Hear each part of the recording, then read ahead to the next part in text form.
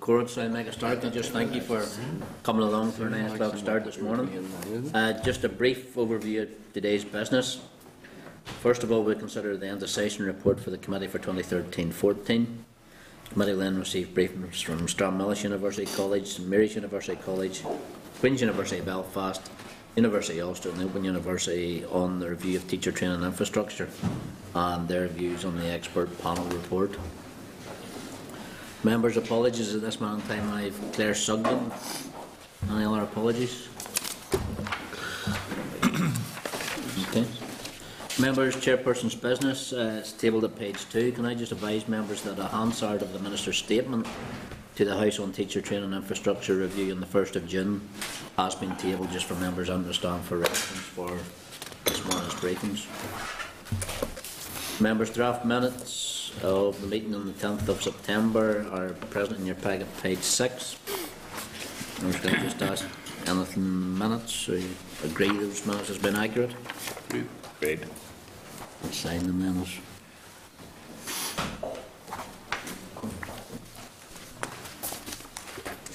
Okay, members' matters arising, page 19 of the pack. Members' agreed action points from the meeting on the 10th of September. Anything to the contrary? You agree those matters arising?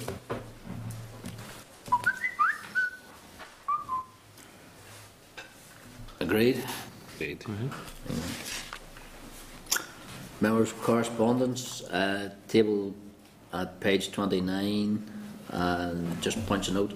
At page 31 there's correspondence from the North West Regional College providing the findings of the college staff attitude survey. Members, we are meeting NWRC and CU and the other unions as well, and we are having a visit as well, so I think we'll maybe it's there for guidance and reference unless there's any members with any comment at that stage. Okay, members, thank you. Members, 3 invitations at page 41. 3 invitations: European Commission Northern Ireland European Day of Languages at Lowood Primary School, Belfast, to attend a consultation event on 0 hours contracts at NICVA, and for the chairperson to attend the Construction Excellence Awards. Members, I'm unable to attend the Construction Excellence Awards, but I would pass it on to the Deputy Chair, and if he's unable to go, open it out to the committee then after that. Fair enough. Members, actions are suggested agreed. Thank you, members. Draft forward work programme is then at page 45 of your packs. Members, I suppose just to be aware again, next week's committee we're due to start at 9:30, and that's for financial scrutiny training.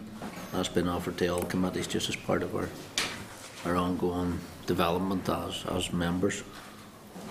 Members, other briefings may be scheduled as they arise. Content? Yep. Content. Members, at page 49 is the draft end of session report for 2013-14 for the committee and its work. I just advise members that the committee end of session report is a short paper on the committee's works and achievements from the previous session, that on agreement by the committee it will be published on the committee website by the end of September. Are members content for the committee end of session report to be published on the committee website? Agreed. Members agreed? Okay, members, thank you.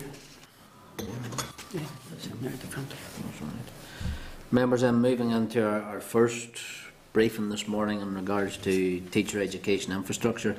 Is the briefing from Stranmillis University College. Members, could I just remind you, electronic devices, all electronic devices should be switched off, excluding your tablet devices, because these sessions will be Hansarded.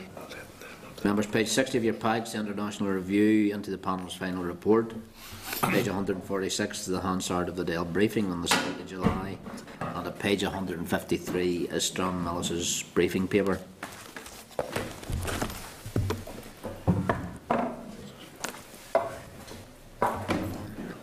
Can I just welcome on behalf of the committee Dr. Alan Heslett, the principal, and Professor Sir Desmond Ray, chairman of the governing body. Desmond and Alan, you are very welcome this morning. Very much indeed. Thank you. You just reminded me to turn my machine off. Okay, so folks, really I think the format of this morning we have the 5 interested bodies up in front of us, and we're sort of given 10 minutes presentation time and then the rest of the time for questioning. So really the first 10 minutes is over to yourselves. Thank you very much indeed. Good morning, Chair and members of the committee, and thank you for the opportunity given to us to discuss Stranmillis University College, and I'll refer to it from now on as the college. Its response to stage 2 of the review of teacher training infrastructure. I'm happy to provide you with a high-level overview of our response, and I will endeavour to keep it short. The Principal and I are also happy to take your questions. I'm assuming that you have had the opportunity first to review the college, the paper the college has submitted to you in respect of this morning's session, and that will be referred to here as the college's response to stage 2. And secondly, that you've had the opportunity to peruse the college's submission to the international panel, which was prepared not simply by the senior staff, considered in depth by the board, but also in consultation with staff. We involved the senior leadership team in that. I hope you found both documents helpful in understanding our position. And that is in response to stage 2, the international panel's report. In part 2, you will have noted the Minister's 2-stage approach is referred to. In part 3, the international panel's terms of reference are clearly stated. In part 5, that part of the college's submission to the international panel referring to structures, and I imagine that would be the main concern today. That is paragraph 4.2 is outlined. The college would ask you to note in particular the first bullet point. Moving forward in respect of structures, the panel may wish to consider an all-embracing institute of education on the Stranmillis site. In part 6, some critical observations are made by the international panel. In particular, our paragraphs 6.10 and 6.12 were noted by the college. In part 7, the 4 structural options put forward by the international panel are described, and we would ask you to note in particular option D, which is a single Northern Ireland Institute of Education. In part 8, the response from the college to the international panel's 4 options is clearly and concisely put. The college found the international panel's report highly professional, thoughtful, rigorous and challenging, and we particularly welcome the emphasis in the report on pluralism and on cohesiveness. Critically, the references in the report to social capital and community well-being will undoubtedly present a challenge to civic society, particularly given the critical issues of social division, creating a cohesive community, good relations and reconciliation. Given these issues, it's important that this legislature takes the lead in mapping a sensible way forward. But civic society has also got to rise to the challenges and take its part in the process. The panel believe that initial teacher education has a vital, important role to play in the achievement of effective shared education, and we share that view. There is an opportunity for all of us with an interest in higher education to work together to Committee Room 30.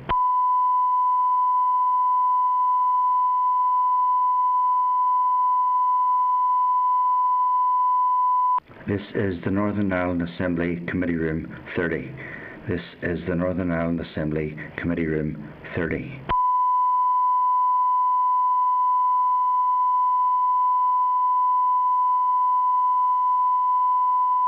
This is the Northern Ireland Assembly Committee Room 30. This is the Northern Ireland Assembly Committee Room 30.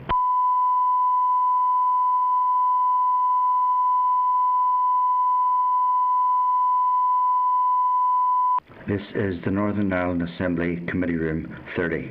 This is the Northern Ireland Assembly Committee Room 30.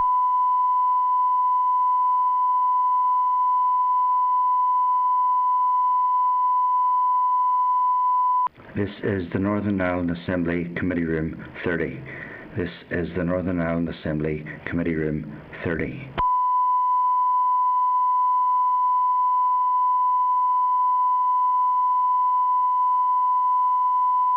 This is the Northern Ireland Assembly Committee Room 30. This is the Northern Ireland Assembly Committee Room 30.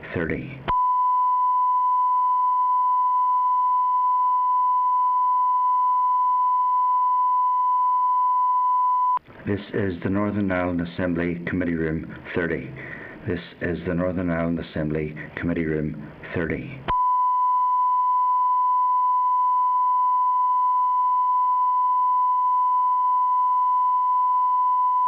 This is the Northern Ireland Assembly Committee Room 30. This is the Northern Ireland Assembly Committee Room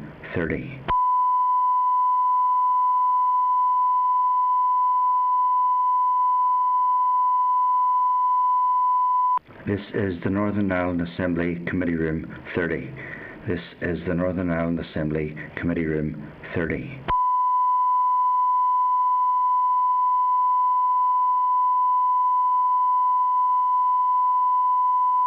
This is the Northern Ireland Assembly Committee Room 30. This is the Northern Ireland Assembly Committee Room 30.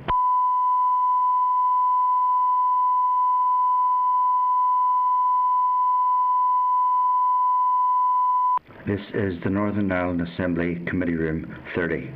This is the Northern Ireland Assembly Committee Room 30.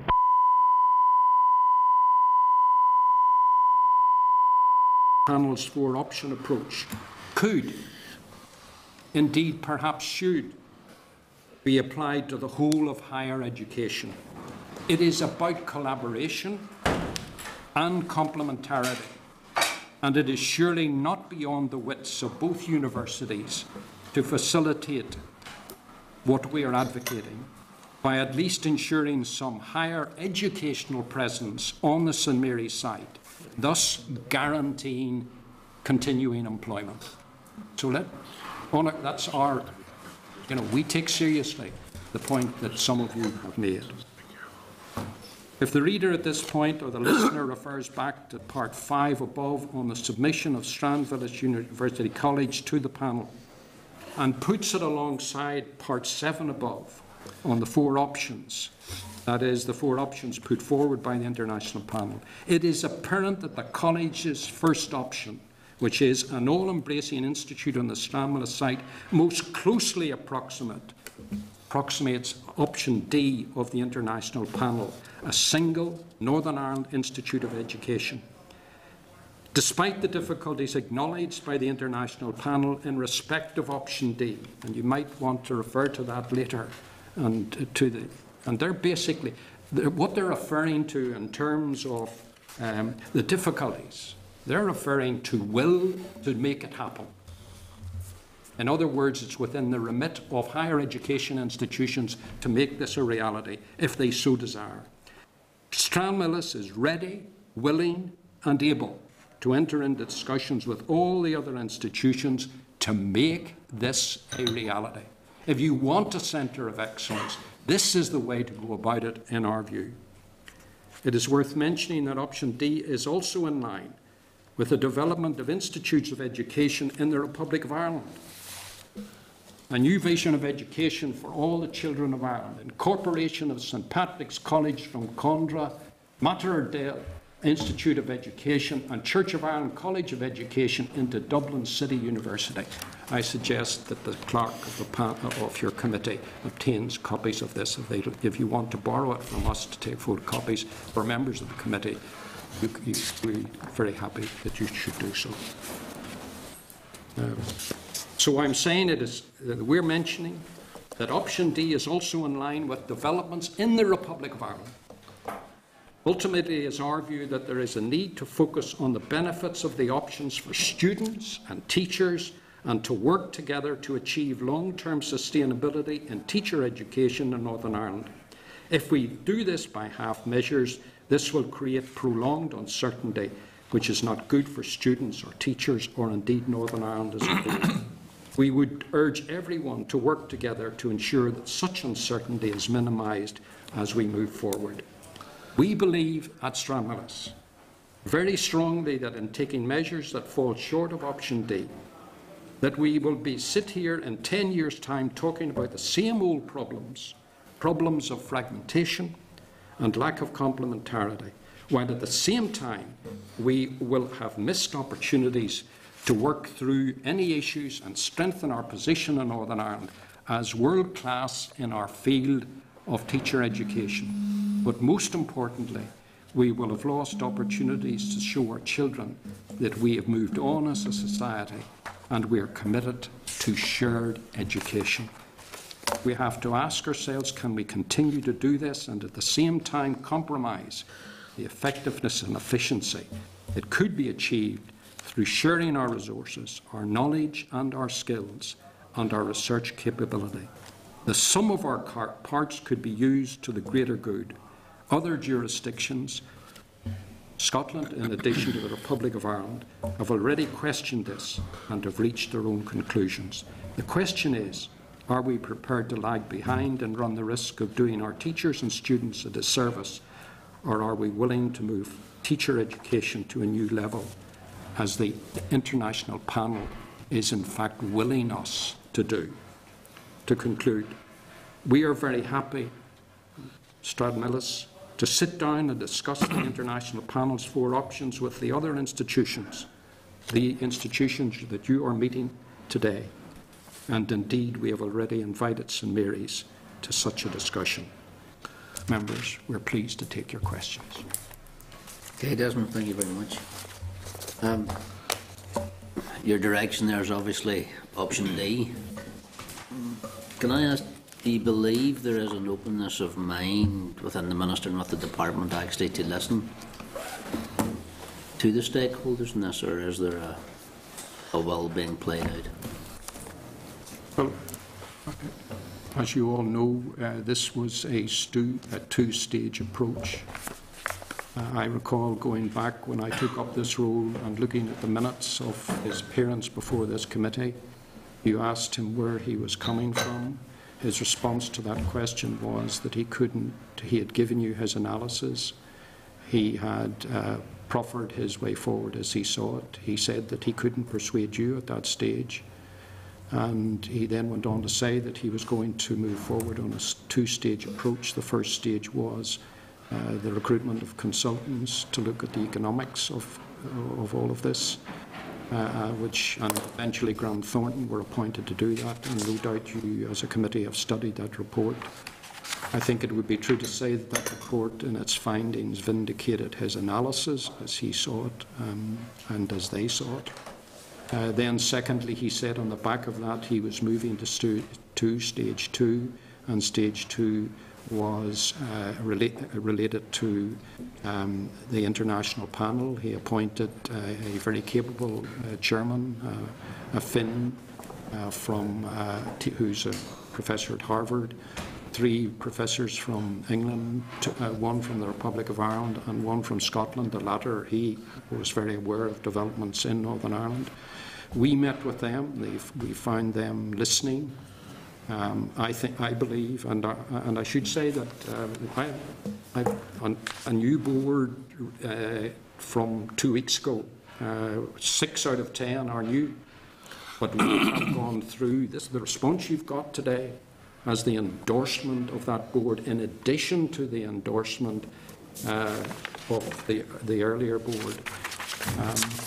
So we've been through the report, and the board found it, as I've said to you, a good report, challenging, and it's that challenge we've responded to. He has said, and we have reiterated to him, that we understand that the two-stage approach signalled a level playing field, and it's in that spirit that we've approached it. And therefore, in answer to your question, yes, we believe that he has got to be in listening mode, bearing in mind what time and effort and money that has been expended in the process to date, the two-stage approach. Thanks, Desmond. You refer to, you have the full endorsement of your response from your current board on your previous board. Can I ask on the feelings of staff?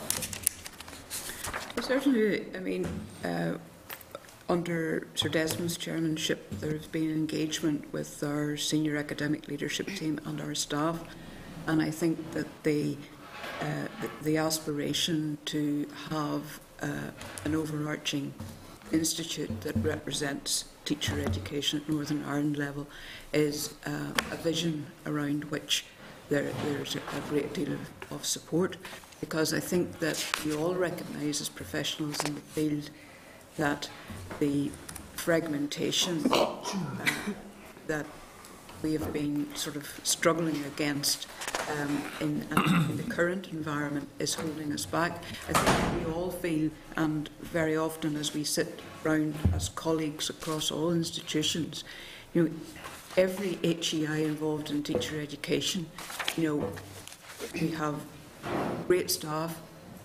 We've each of us in our own way developed areas of expertise in scholarship and research. We have outstanding students. We're attracting the kind of students that Professor Salzberg and his team referred to.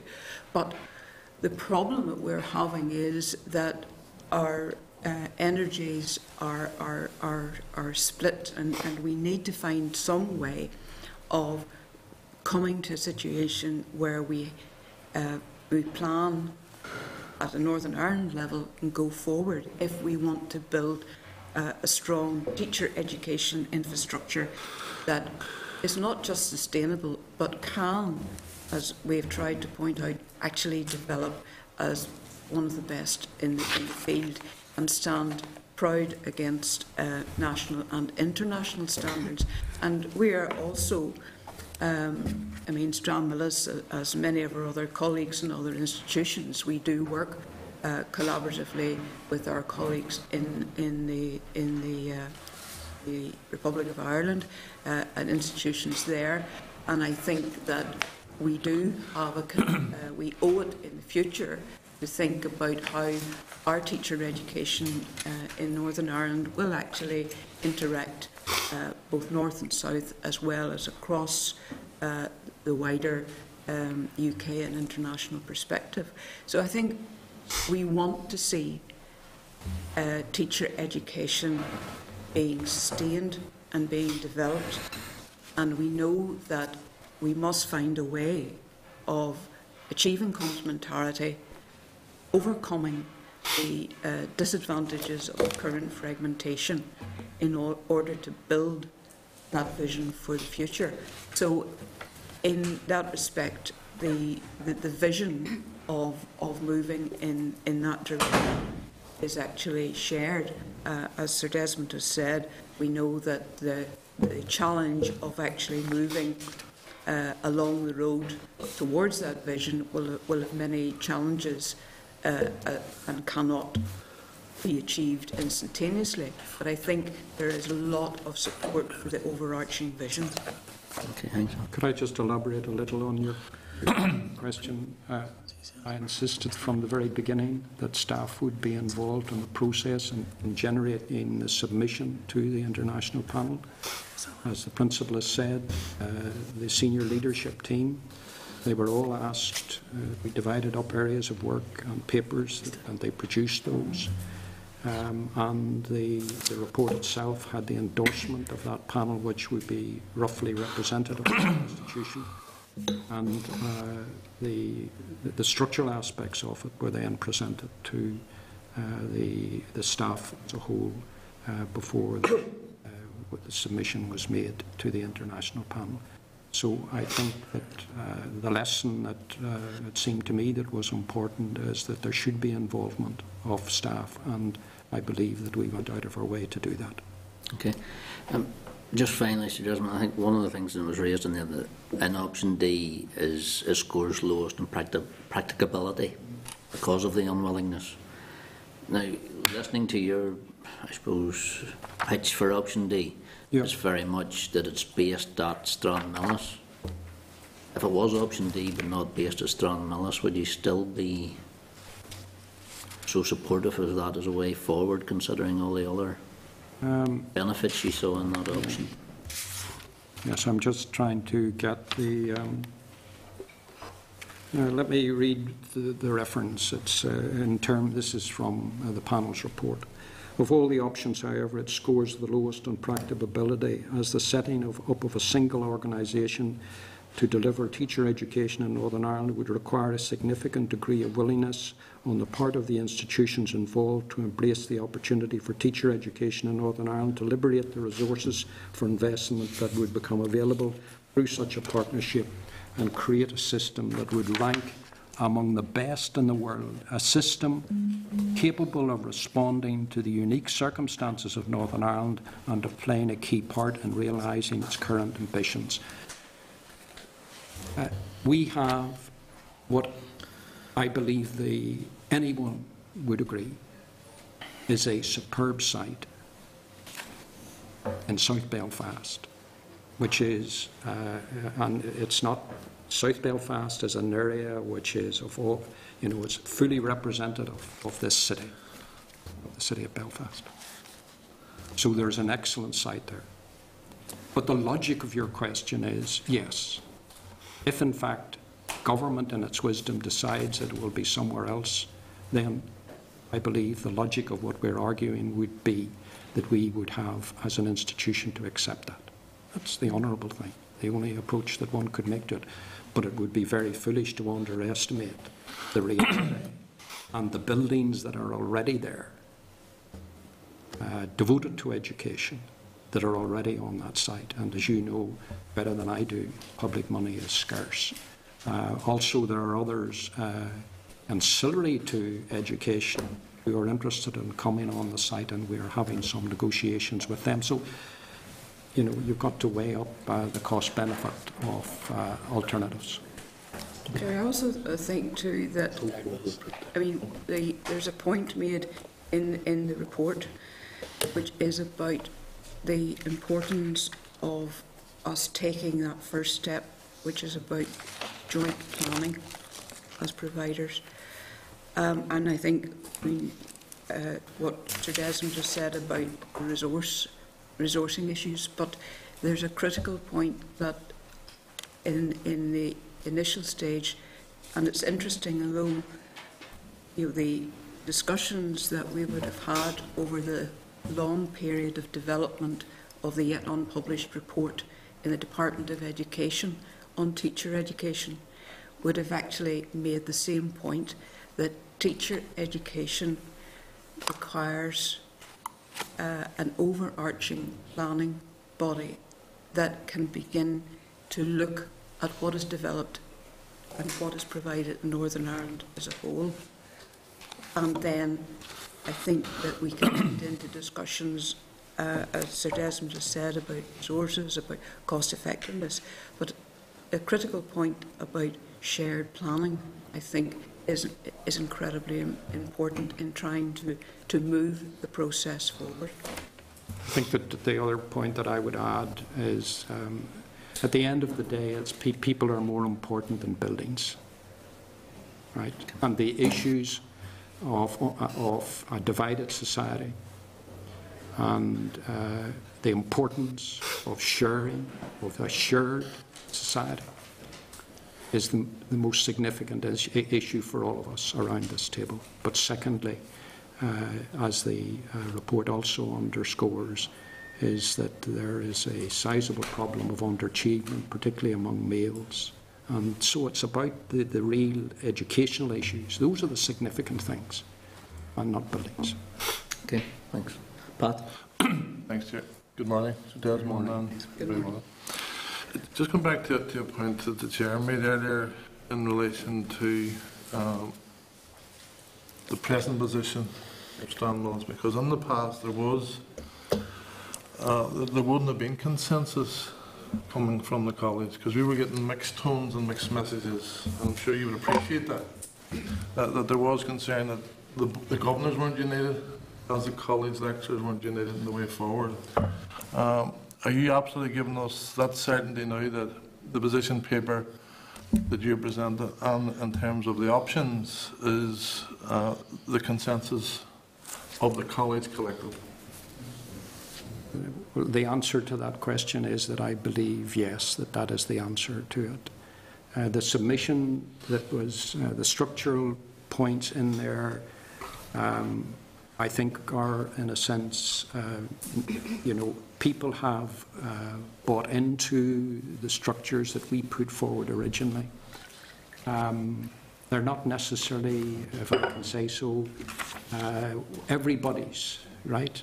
But there's agreement on what is in the submission that we made to the international panel, yes. In terms of the response to this report, and particularly the fourth option, I was careful to take the previous board through the report of the international panel page by page, right? And the new board has endorsed the paper that you have received unequivocally. And don't forget, our board is made up of 10 non-executives, lay people, 2 from the trade union side, and one the president of the student. So we've sought to do our best to get that consensus, yes. That's fine. In terms of just going through your preferred option, and certainly members of the committee probably would have been of an opinion that we want to protect the history, the ethos and the integrity of Stranmillis and St Mary as institutions. Yes. Do you think that protection is enshrined in the option D to ensure that people... Yes, I think that I was interested when I read this Republic of Ireland document. That ensures that in that document that both institutions, the ethos of both institutions is preserved and encouraged, but that there is an element of sharing in the curriculum as well. And I believe that that is a good thing. But where I'm coming from and where this board is coming from is respect, in respect of the ethos of not simply what we would expect as an institution, but what we would seek to get across to St Mary's. And in my view, the next stage, I said to you that I've extended an invitation to meet with representatives of St Mary's, and that is an assurance that I would be giving to them. But in moving into this, there would be respect for each, but also an element of sharing which would be achieved by consent. And it's very important, in my view, before we would enter into discussions then with the universities, it would be much better if we had, between both the Stranmillis and St Mary's, that we achieved a consensus as we move forward in arguing the sort of case that I put on behalf of the institution to you today. I share a lot of the language, so Desmond, you've used in terms of word class, non-fragmented, complementary. Yeah. Do you not think the federal model would achieve that as well? Well, basically, we see, and I've got to say to you that we haven't gone through, this new board hasn't gone through in depth the other 3 models, right? I find that strange that you're saying that. Well, I've 6 new board members in the last 2 weeks, right? I mean, that's the reality. In terms of the old board, we had been through the 6. The first one, as you know, is a loose pulling together. Then the option 2 we will have looked at, and then option 3, which is the one that you're referring to. Basically, you could see it's an overarching body within it. seeking to move forward in terms of strategy. As far as we're concerned, they are suboptimal, right? Your colleague asked me a question about carrying people with us. You pursued it as well. I want to carry those, and I've answered the question honestly in respect of the three options. We've got to look at those at depths, and we'll make a submission to this committee if that's what you want in writing. But that means I will have carried them. We've looked at those in depths, and we will come forward in respect of them. Well, you clearly feel you have good reasons why you didn't go through the other three options, but in terms of, I was very keen to hear shared education coming together, but given the process, this has gone on a long time now. Correct. A fierce long time, and it does surprise me, and correct me if I'm wrong, that yourselves and St Mary's hadn't had a discussion to date. I think what has happened between Stranmillis and St Mary's is less talking and more action.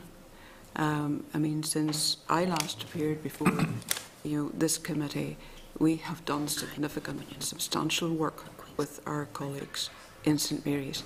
We have probably jointly undertaken one of the biggest development projects funded by the Department of Education, the SEN Literacy Development Project.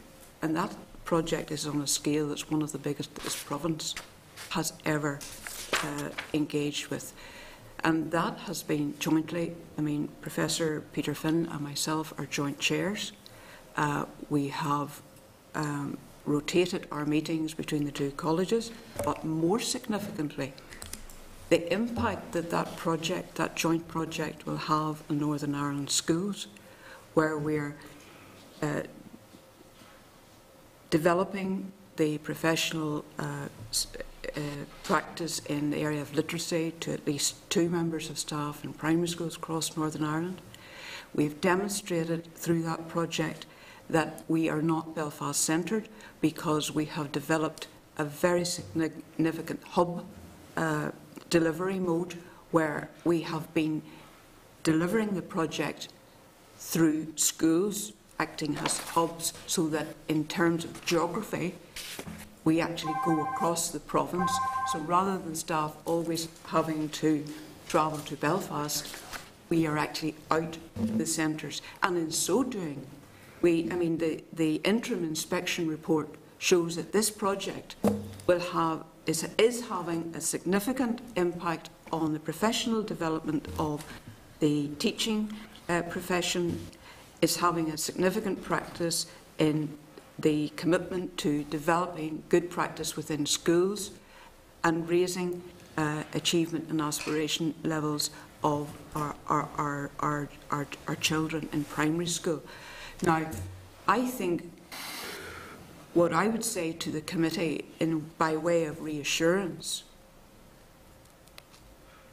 St Mary's and ourselves have gone and taken action. We have had our very successful credit project, which has come to an end, where there was again joint development, and through that particular project, it was a very significant project, because that project had a unique feature where the teams it was a joint project again between Stranmillis and St Mary's, and it had a highly innovative practice that it delivered professional development for teachers across phases of education, i.e. primary and post-primary teachers were being taught together, plus it involved teachers from all school sectors in Northern Ireland. Now, we haven't been discussing or producing reports about the way forward, but I do think that it's worthy of note what Stranmillis and St Mary's have done in practice, and those two projects, and particularly the literacy one, have a significance. They have an educational impact in this province that will be significant at the present and will continue to be significant. And those are presented as two examples, two very strong, innovative examples of working together. And there's never been any dissension. Professor Finn and I have been joint chairs of the Literacy Project, and again we had two excellent members of staff from each college helping to lead the credit project. So I would give the committee the assurance that while perhaps we haven't been going about roundtable discussions, in practice we've been delivering on sharing. But I think, can I say that in terms of timescale, when was the International Panel report produced? The first week in July, right? On the back of that report, that was immediately, meeting was held within our institution for them to discuss for our board to discuss the report, and we have moved to invite now in the last number of weeks waiting for a new board to come on board, seeking their views. Then we will enter into discussions, hopefully, and the invitation has gone to St Mary's. Okay, Matt. May I also just make, I mean, Sir Desmond is correct. Obviously we have 6 new board members. We have essentially a new board starting in the college from September, and there hasn't been discussion about the options. But what I would want to say is that we, in the college, the senior staff have been leading lots of informal discussions with our staff and having our own debates and discussions about the different options and what might be, because we know that at a point that we will be asked by our governing body to give consideration so that a more formal paper can go through the process from staff to the governors. And I think that is where the point that I made earlier. What is one of the very strong points that emerges from that discussion is that to start the journey, the vision, and I think it is actually important that all of us have a shared vision for teacher education, but we recognise that we have to start moving in that direction, and that's why I made the point earlier, and I would re-emphasise it. Okay. Joint planning. Sorry, Anna, let's look at it again here just to... I appreciate, Alan, and you've been very clear on the collaboration that's taken place. Although, to be honest, that's not what I was asking. I was asking on the formal subject matter of initial teacher training, has there been any formal discussions? You and Peter Finn clearly are having discussions, you joint chair committees, you work together. It wasn't in July that the subject matter came up, Sir Desmond. We're talking years now in the chamber, at this committee, outside the House. But I am disappointed that the Board of Governors has not been discussing the options, which has been very clear even from Anne, that he's really have been looking at one. There hasn't been a full-fledged discussion on all of the options to come to a clear, decisive direction that you want to go. Sorry.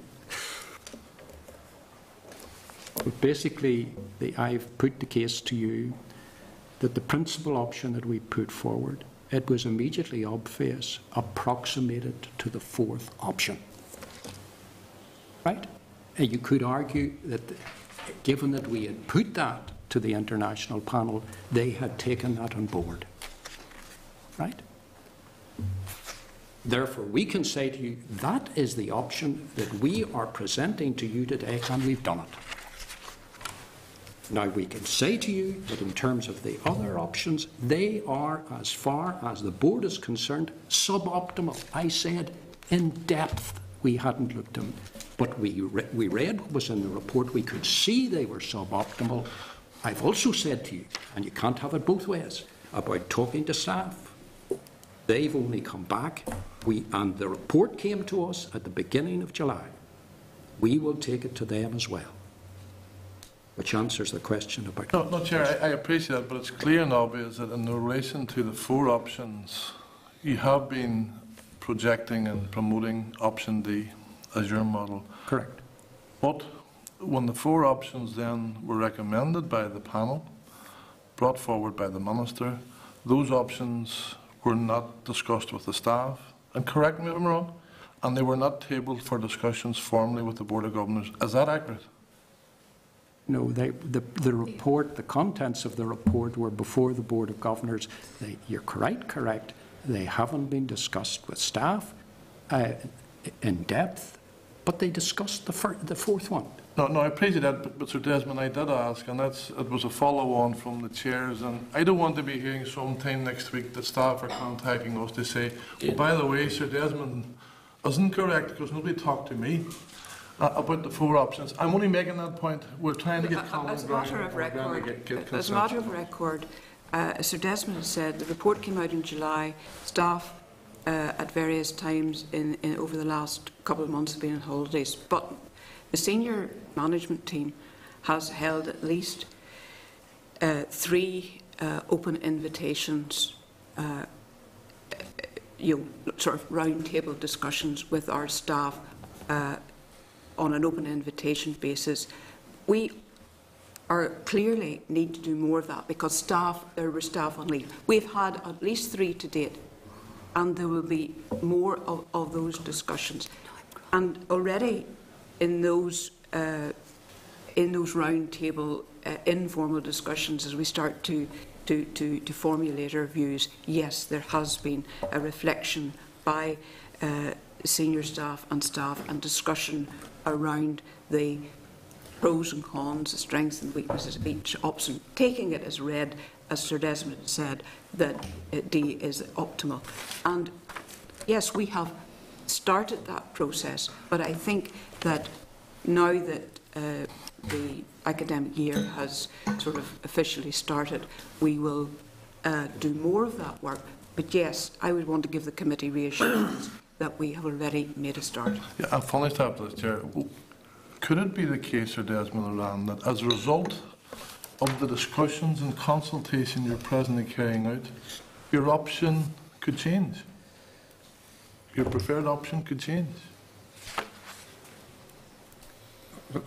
I can only give you the view that I would have picked up from the board. And don't forget, I'm saying to you, I've only had 1 meeting, right? 1 meeting. This week is we held the first meeting with the board.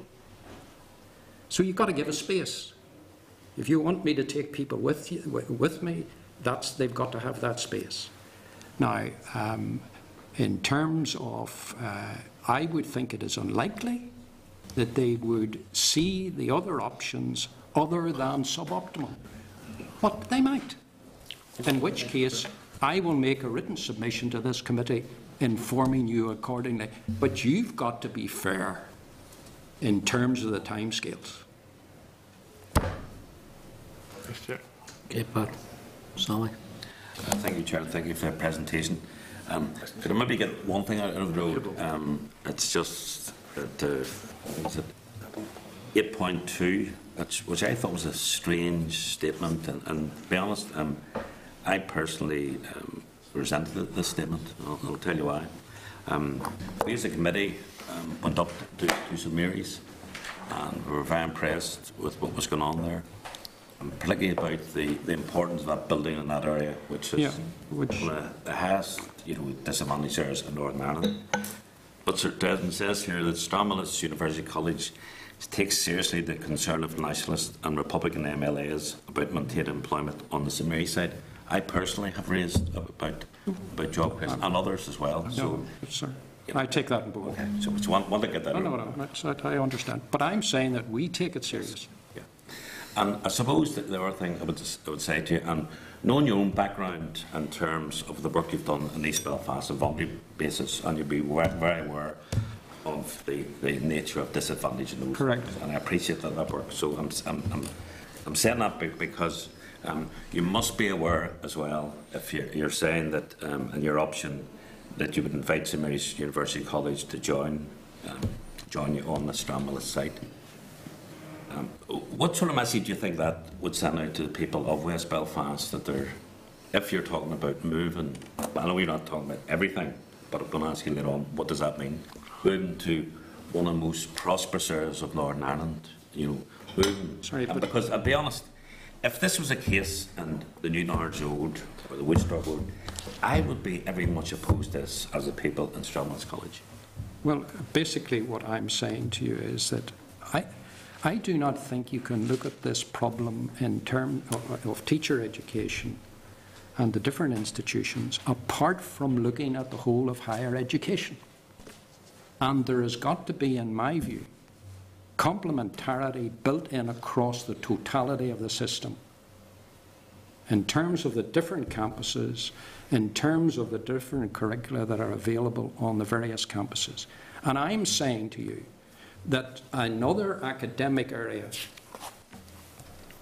in the context of that complementarity could go on to the St Mary's site and assure the employment on that site, and that it would be a legitimate academic area with students going in and out on a daily basis and, roughly speaking, the same number of staff. That's what I'm arguing for.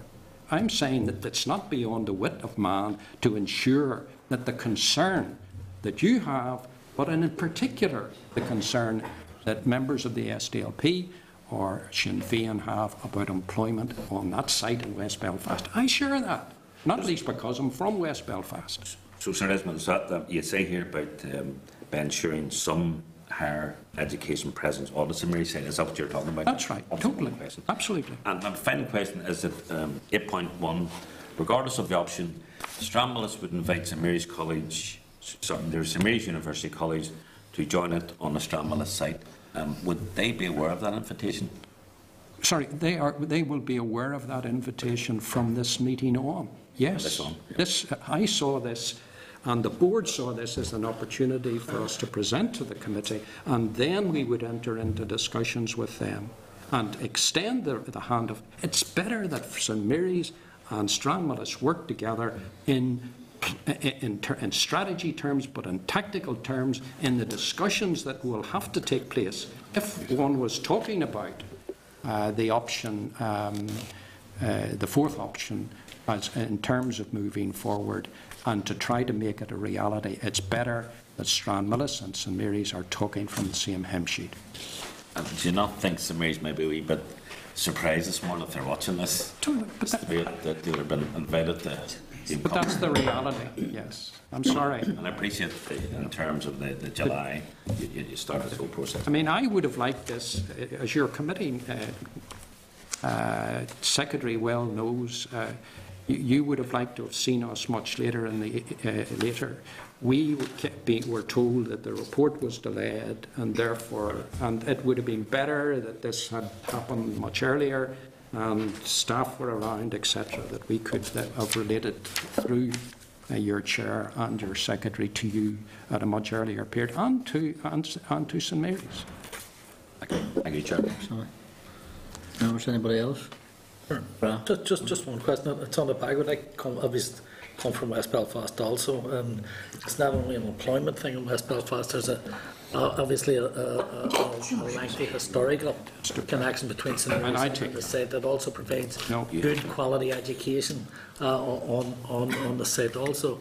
But I have to say that I would have thought that when you say that yourselves and St Mary's should be singing the same hymn sheet, but you'll do it from this meeting on, it's a bit crazy coming in here and saying to us, well, we'll do it from here on in. You'd have thought that if there was any meetings of minds, or you'd been coming into the meeting and saying, well, we have met with St Mary's, we have discussed the absence, it's been 3 months since the report is out, regardless of holidays, and we have a meeting of minds, but to say to us, well, they'll know from this meeting, when they're sitting outside, I don't know whether I can hear the thing or not, it probably sends out all the wrong messages. Well, I'm sorry if it does send the wrong messages. We have put together in a totally genuine way, on the basis of sound analysis, certain proposals, and we are happy to talk to them as soon as that is convenient. Just one point in the international report I'd like maybe a comment on, and that's in regard to the substantial pool of unemployed teachers. Yes. How did you respond to their comment on that? Sorry, how did we? How would you respond to that comment or critique? It's an interesting area that has been of concern. It's quite fascinating that we have, as an institution, developed relationships across the water in certain areas. The principal has argued to the previous board that that work could be encouraged and in a purposeful way, but also people have got to be prepared to move, Chairman. You could maybe say more about that. Chairman, in preparation for the international panel, Stranmillis did look, I mean, we don't have a totally accurate system for tracking students once they leave, but we actually did some work and we prepared a paper which we shared with the General Teaching Council and asking them to revisit how the statistical analysis was presented, because we have been picking up in the recent years a lot of anecdotal evidence about that. When we look at our recent graduates, many of them have found employment, but what we find, for example, there were people who may have a BA degree. They didn't necessarily go into teaching. They would have went into perhaps some other field that was broadly related. So we actually, as part of the preparation of the panel, we put a paper together, we submitted that to GTCNI, and they are actually currently looking at how the data and statistics are based. Also, we in Stranmillis have a very strong perspective on, because of our partnerships, we encourage our people to think of employment opportunities in Northern Ireland and beyond. I understand the argument about preparing people to deliver the Northern Ireland curriculum, and that's a valid one, but also all the leading institutes of teacher education will also be preparing teachers for a much wider marketplace. So we have queried the statistics, and we're working through some of those.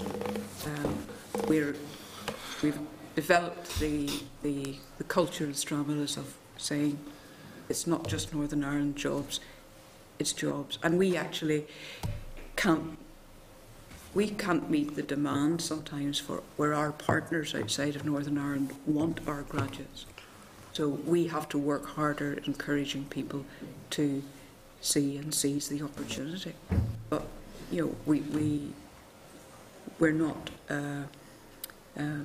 we're not blinded to the difficulties either, but there are some issues to keep out. Sir Desmond Allen, thank you very much. Thank you very much for your time and your input. Much appreciated. Thanks, members. Thank you very much. Thank you.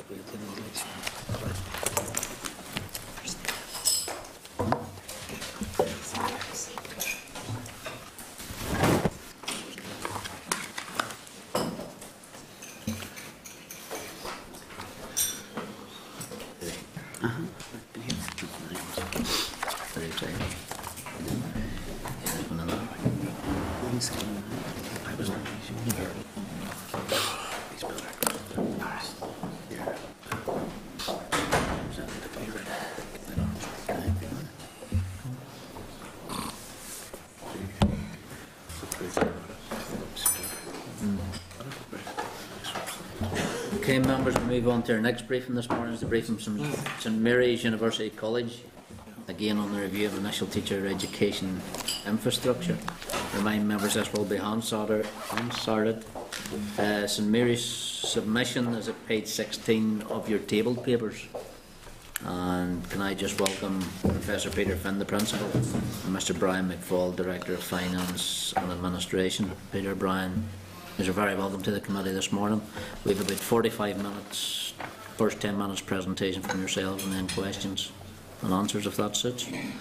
Gentlemen, over to yourselves. Good morning, Chairman. Thank you very much. Can I just clarify, the presentation is, did you say 10 minutes? I thought it was 15. It's up to yourself. Well, 10, 15. 15. Okay, that's great. Well, good morning, everyone. We thank the committee for your invitation to provide members with an outline of the position taken by St Mary's University College on the review of teacher education conducted, note, for the Minister for Employment and Learning. So members will have received a short briefing paper from me, so you'll know in general terms what our position is. We've spelled out our position in the form of 7 bullet points, so I'll go through those because they're rather important. The first of these expresses our intention to continue as an autonomous, values-based higher education institution in the Catholic tradition. To be mission-focused, including a strong emphasis on internationalisation of the student experience. To remain academically integrated with Queen's University, pending a review of the formal agreement in 2015. To continue to promote and develop our distinctive ethos and identity within the higher education sector here in Northern Ireland. To be located on the Falls Road in Belfast. To contribute to a pluralist system of teacher education, which the College believes is the most appropriate approach in a consociational democracy. And, last but not least, our intention to be involved in systematic and sustained collaboration and sharing with those who contribute to the education and training of teachers. That's our position. So you might say, why are we so determined to have an autonomous status? Because that's the core of our position. Why don't we just go away? Why don't we just go and agree to merge and integrate with some other body? That's the fundamental question. Right, Jean Monnet, regarded by many as the chief architect of European unity, once said that people can come up with ideas, but only institutions can turn ideas into concrete actions. And this gives you an insight into why we are so determined to maintain the integrity of St Mary's as an autonomous institution, not part of a Belfast or Northern Ireland Institute of Teacher Education, and not part of a federation, but in a collaborative partnership with others. The idea, in the sense that Monnet used the term that we espouse, is that of faith-based education. Now, the panel, in its final report, articulated the idea of faith-based education so well that I'm actually going to quote from the report, section 6.4. In the faith-based model, it is argued, quote, the process of becoming a teacher is not simply a form of intellectual engagement with relevant academic and pedagogical studies, combined with the acquisition of a repertoire of skills and strategies through which pupils' learning is progressed. And this is the important bit. In addition, it is an integral feature of learning to teach that students espouse certain values which give point and purpose to the whole professional undertaking. These values are absorbed through the lived experience of participating in an educational community. They are exerted by and implicit in that community's whole mode of operation, unquote. So what we seek, members, is an accommodation of faith-based teacher education and not its integration or merger into what is a secular system. So I trust that you understand and appreciate why we take the position that we do. St Mary's requires autonomy to be mission effective. St Mary's requires autonomy to be mission effective. Now, it's worth reiterating the essence of paragraph 2.6 of the report, where the authors refer to the university colleges being involved in what they call the continuing and debilitating fight to protect their distinctive missions. Let me assure this committee we are not debilitated. However, our energies could certainly be better employed than they are at the present, waging a constant battle, more or less, since 2007, in its most recent manifestation, to justify our very existence. So before setting out our response to the panel's reports, it is important that we inform you of the college's high level of performance in the higher education sector. There's no place for an institution that is not high performing.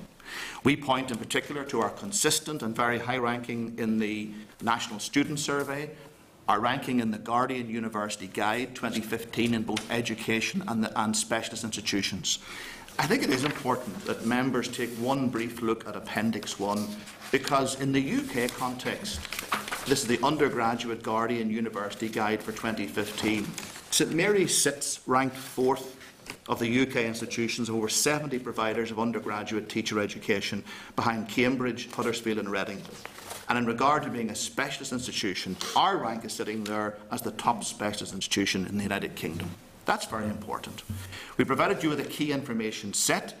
This is the Unistats produced by HEFGE, which outlines very good diagrams in terms of satisfaction of the students, the employment status of the students, and the way in which our courses are set out in terms of lecture seminars and similar. We have a strong record in quality assurance and enhancement. External examiners appointed by Queen's from all over the British Isles have for many years highlighted the quality provision. The most recent ETI inspection report for provision in numeracy and literacy was very strong. Then on a social side, the high proportion of students which we recruit from low-income backgrounds, and our commitment to improving access and participation by students from disadvantaged backgrounds. None of these performance indicators should be jeopardised by the Dell review of teacher education infrastructure. St Mary's is not, by any stretch of the imagination, a problem institution. Now, on the matter of a response to the panel's final report, here's a summary. The panel's assessment of initial teacher education in Northern Ireland was that it has a number of key strengths, whilst also displaying significant weaknesses. Well, the same could be said of the panel's report. It has key strengths. The report is extensive and contains very useful insights into current provision, international trends, principles and conditions for change. It is very supportive of the need for an approach to the future development and improvement of teacher education which balances pluralism on the one hand and sharing on the other. And this is entirely in line with the vision statement which St Mary's presented to the panel. The report explicitly recognises that neither the principles on which the panel believe the enhancement of teacher education should be based, nor the conditions they suggest for that enhancement point inevitably to any specific infrastructural arrangement. That's their conclusion. Neither the principles nor the conditions point inevitably to any specific infrastructural arrangement. And it takes very strong account of religious identity in education globally and recognises the importance of faith-based education in Northern Ireland. So there are significant strengths in that report. However, there are weaknesses. Now, this is important. St Mary's did not have the opportunity to view a draft of the report before it was published, and this was in sharp contrast to the approach taken to the Grant Thornton review in Stage 1.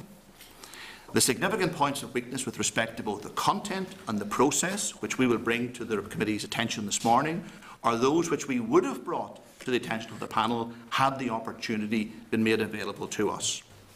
Now, the following are a number of points worth noting with regard to content. It is by no means an exhaustive list. I sent you a list in my briefing paper, and this is just picking out some of the more significant on that list. Firstly, St Mary's University College is characterised, defined you might say, incorrectly in section 3.27 of the report as a teacher education institution. Now, unlike the examples referred to in institutions in Switzerland and Belgium, for example, the college is academically integrated with Queen's University and has diversified its academic provision since 2000. We made a very strong case in our submission to the panel that university college status, given to us by the Privy Council, delivers an existing partnership of enormous benefit. In terms of the recruitment and retention of high-calibre individuals into teaching, it results in exceptional outcomes which compare favourably with education systems in other knowledge-based economies. Furthermore, neither the principles nor the conditions for enhancement, as outlined by the panel, give any significance to the need for a strong internationalisation of the student experience. Let me say this is an amazing omission by the international panel, especially given how prominently this issue featured in the report on teacher education in the south of Ireland, to which some members of the panel were also contributors, and also given that it is listed as a key theme in the panel's preliminary overview of international best practice, which they released in February 2014. Also, the role of the Department of Education in initial teacher education, as set out in section 4.5, is of much greater significance than the panel and the report suggests. Reference to the cost of higher education in Northern Ireland in the context of the Grant Thornton report present data which is now out of date and misleading.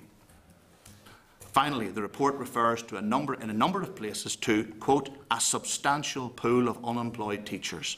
That is not the case in Northern Ireland. Now, the following are a number of points worth noting with regard to the process by which the review was carried out. Firstly, the circumstance in which the report was commissioned amounts to a disconnection from the Department of Education. We believe there is little justification for undertaking the review without the joint involvement of the Department of Education, and the panel says as much in section 4.19 of the report.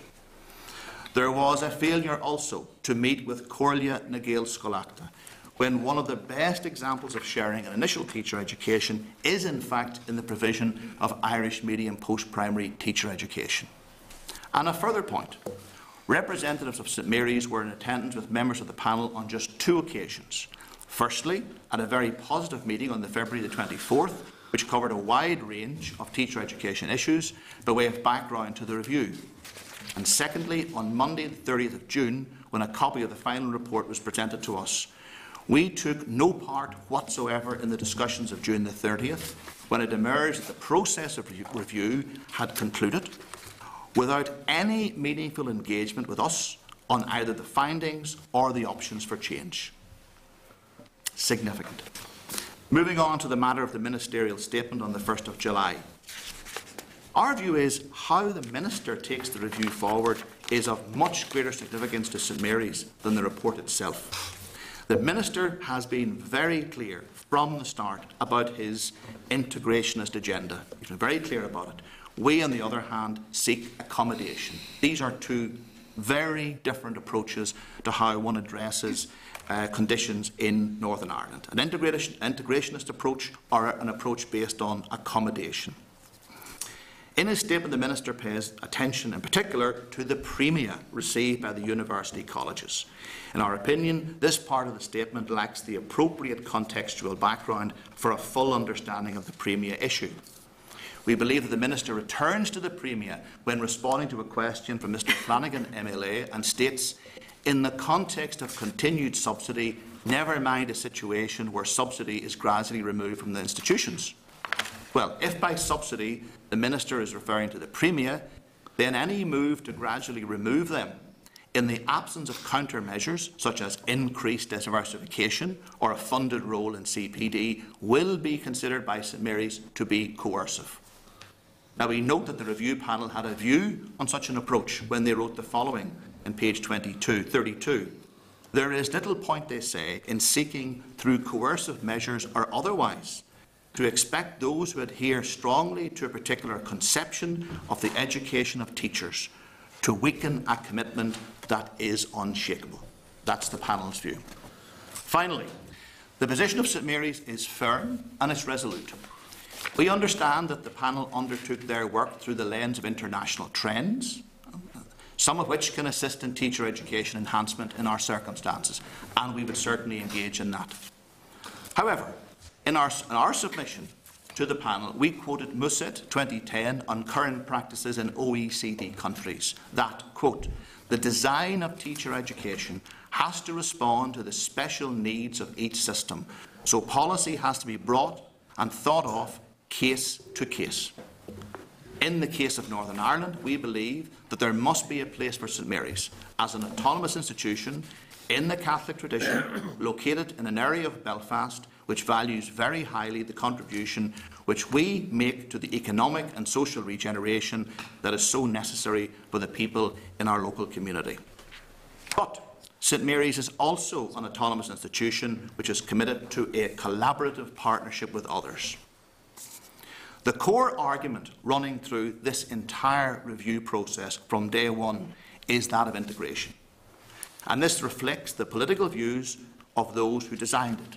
And that's accepted and understood. However, there is an alternative view and an alternative argument, that of accommodation. Our case places accommodation in the position of the key design principle. Thus, our emphasis on autonomy. We believe we have a strong case for accommodation, and we will defend it. Thank you. Okay, thanks, Peter. I suppose opening with the same question I asked Strachan Millison, do you believe entering this process that the Minister's mind was made up before it was started, or do you believe it is an open process where he is listening? I don't know the mind of the Minister.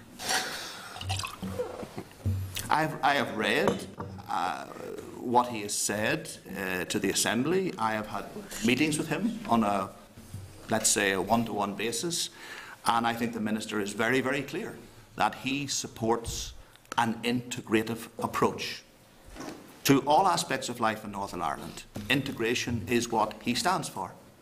So I'm of the view that if he has an end goal, his end goal would be integration. But the specifics of this, clearly he hasn't shared with me, and I don't know. But I do know that, and it's genuine, and I'm not making a complaint about that. His political background is quite clear. His political advisor is also quite clear in these matters. He represents a view of the world which is based on the principles of integration. I represent a view of the world which is based on the principles of accommodation. They are two different principles. Okay. Of listening to your presentation in regard to St Mary's autonomy and your process of accommodation, I take it you don't see that fitting within any of the four options as presented by the International Panel? Well, I think maybe it's better we make it clear what autonomy actually means. And I think that can be very helpful to members around this table to understand what we mean by accommodation. And then from that, it will emerge what we think of the four options. So maybe my colleague Brian will take us through our understanding, not our understanding, our position on autonomy. Yes, we've made it clear a number of times that autonomy is the absolute key for us. And in our view, we have an understanding of what we exactly mean by autonomy. And maybe, as Peter says, it would be best to share that with you and just set out in some detail what we exactly mean by that.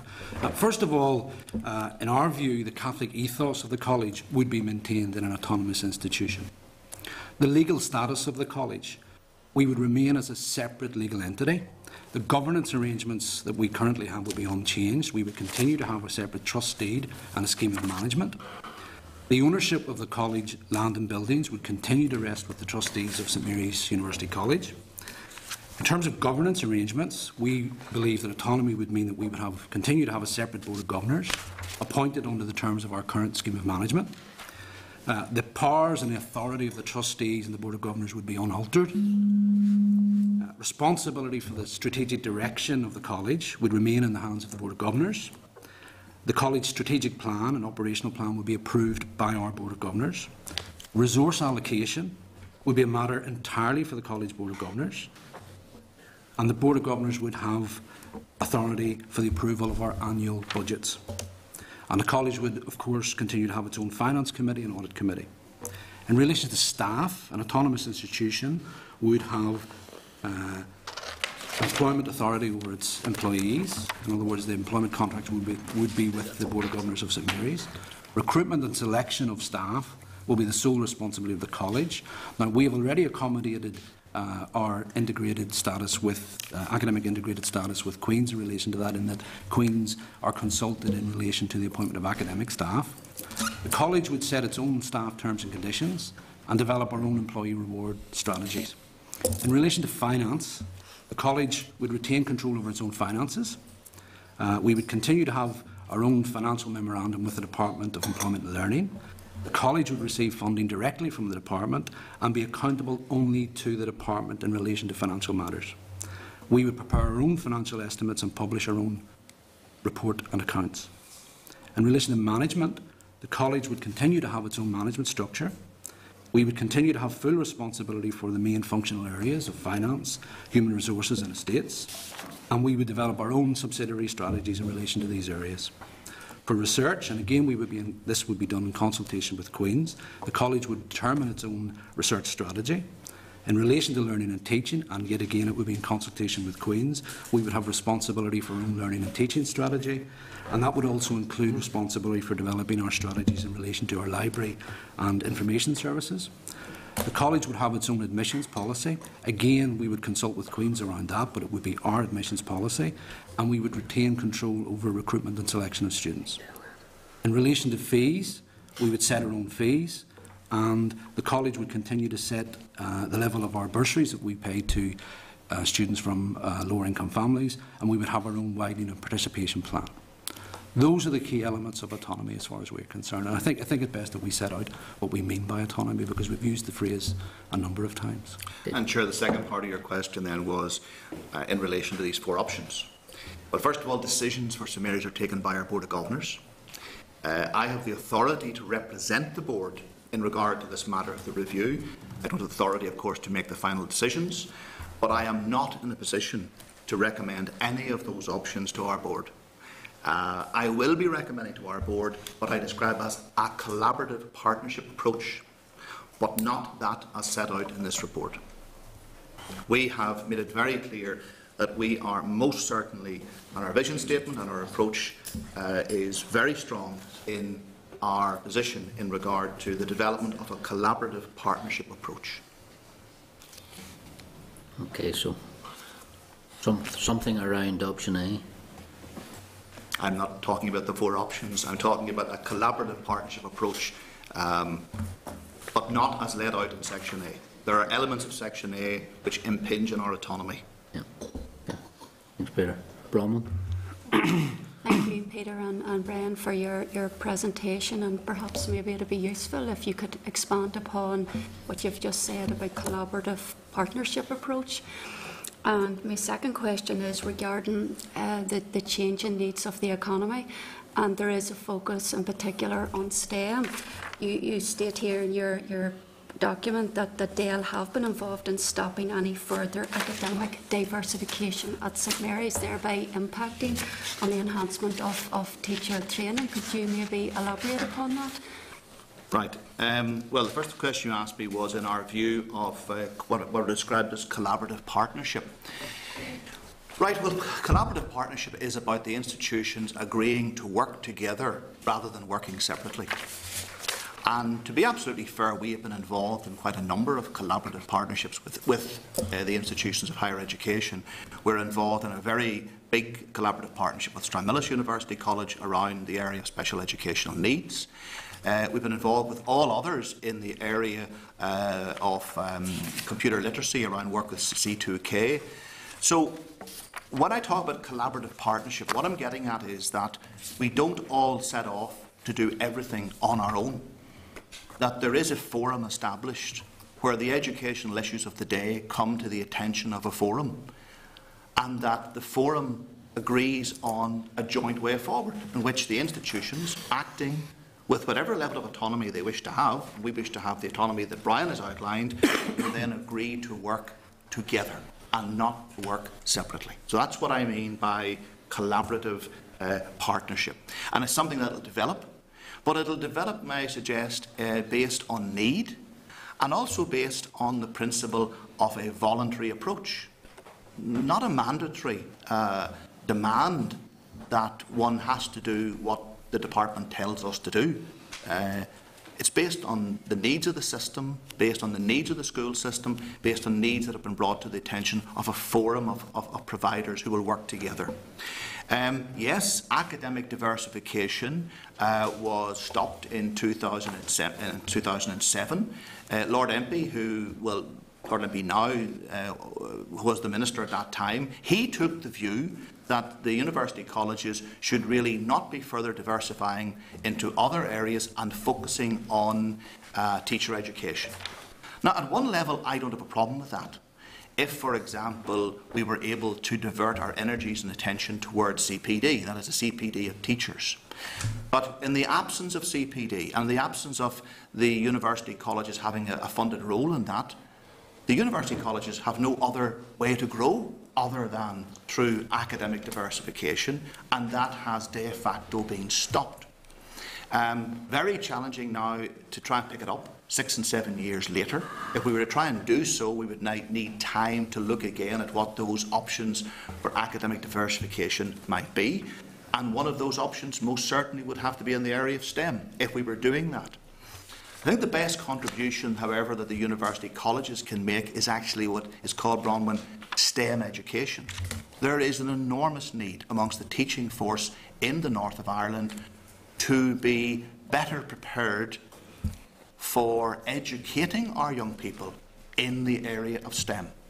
We are involved with the Arkwright Foundation. We're involved in a number of Sentinus projects in terms of taking this agenda forward. And we are doing those, may I say, in partnership, in the case of Sentinus, with the University of Ulster and Stranmillis University College. So, well, I hope that gives you a flavour of the response to your question. Thank you. That was useful, Peter. Okay, thank you. Thanks, Chair. Good morning.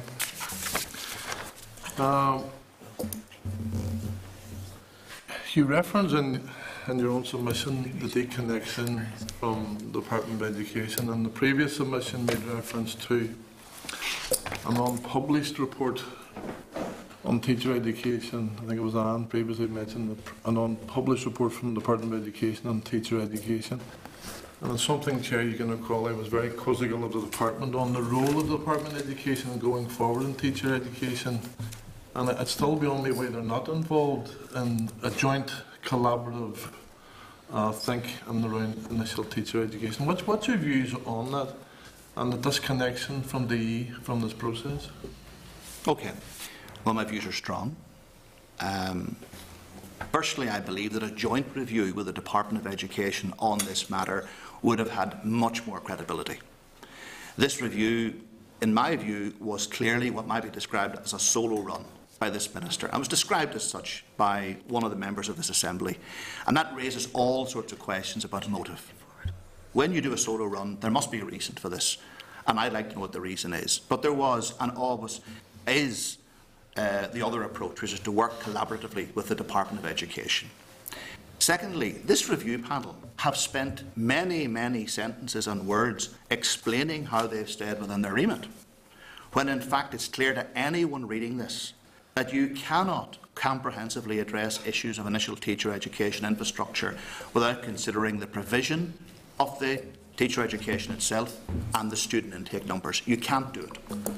Thirdly, in a very practical way, a joint approach between DE and DEL in terms of a review would have had a much greater chance of successfully addressing the issue of teacher CPD, which is very strongly raised in this report.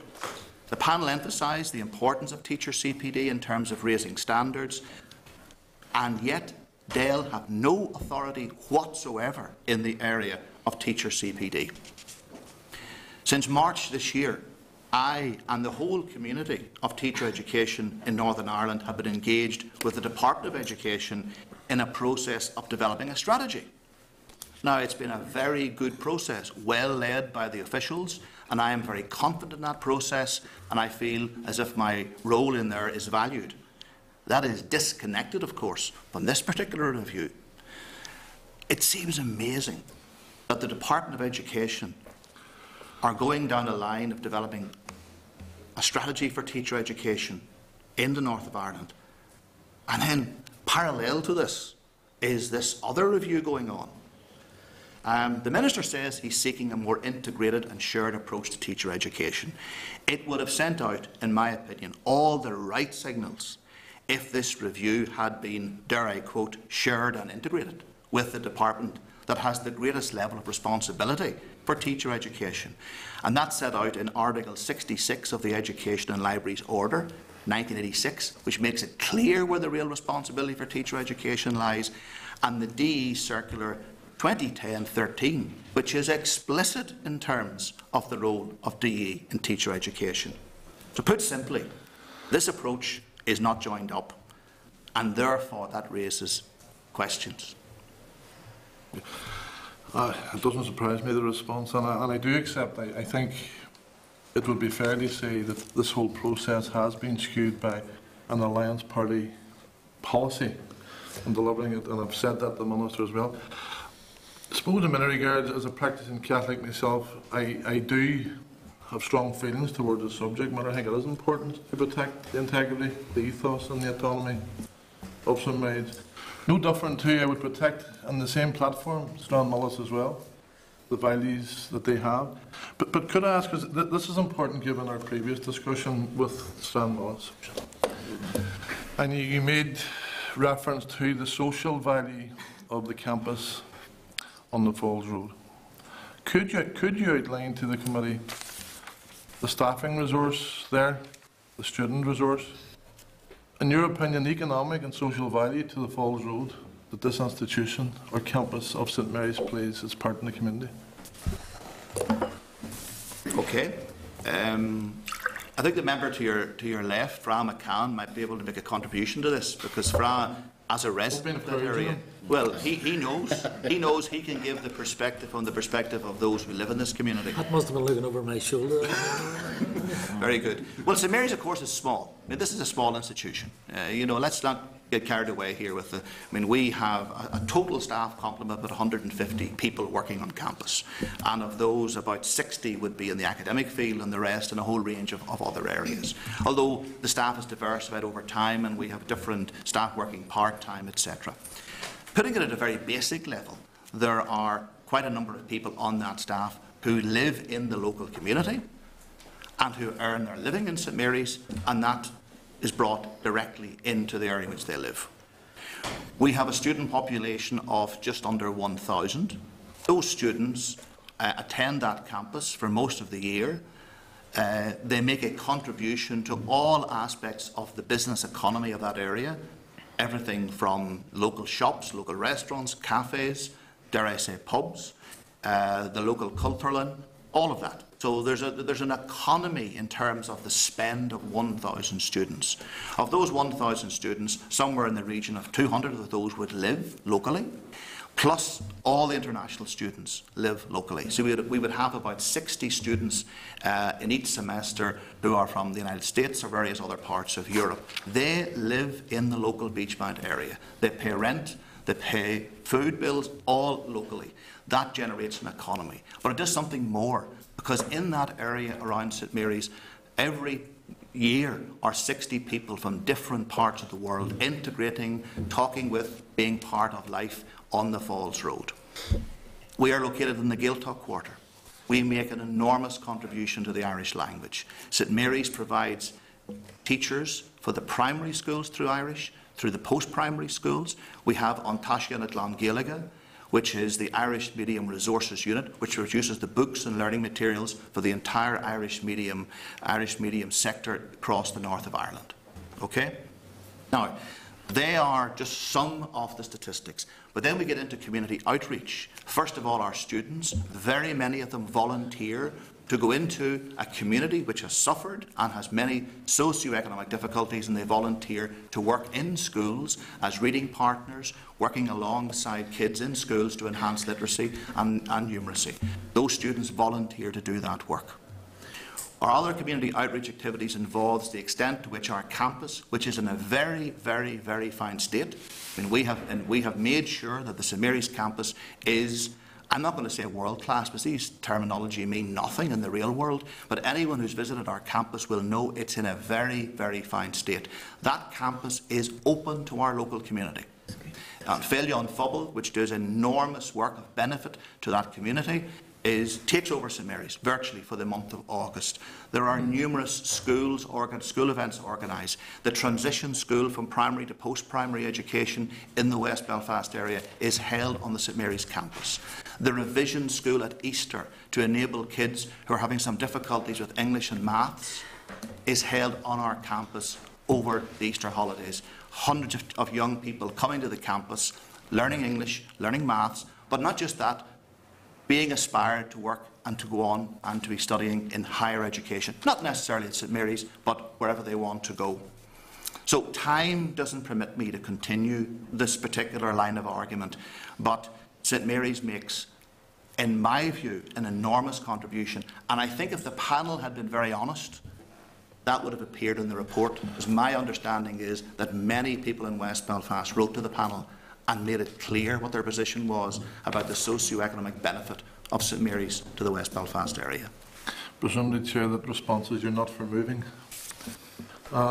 But finally, just as Anne made reference to it as well, and separate to the discussion today, but you talked about a collaborative approach on special education needs, not for today, but maybe you could share that, give us a report on how that's progressing. We'll do that. Thank you. Maybe the clerk would remind me of that, because I'm rather focused on other things at the moment. Okay, thanks, Pat. Sammy? Thank you, Chair. Thanks so much for the presentation. Just a couple of questions. The first thing is that obviously we've had Stranmillis in this morning. How do you define your relationship with Stranmillis? I know you talked about collaboration earlier on there, Peter. We have a very good working relationship with Stranmillis.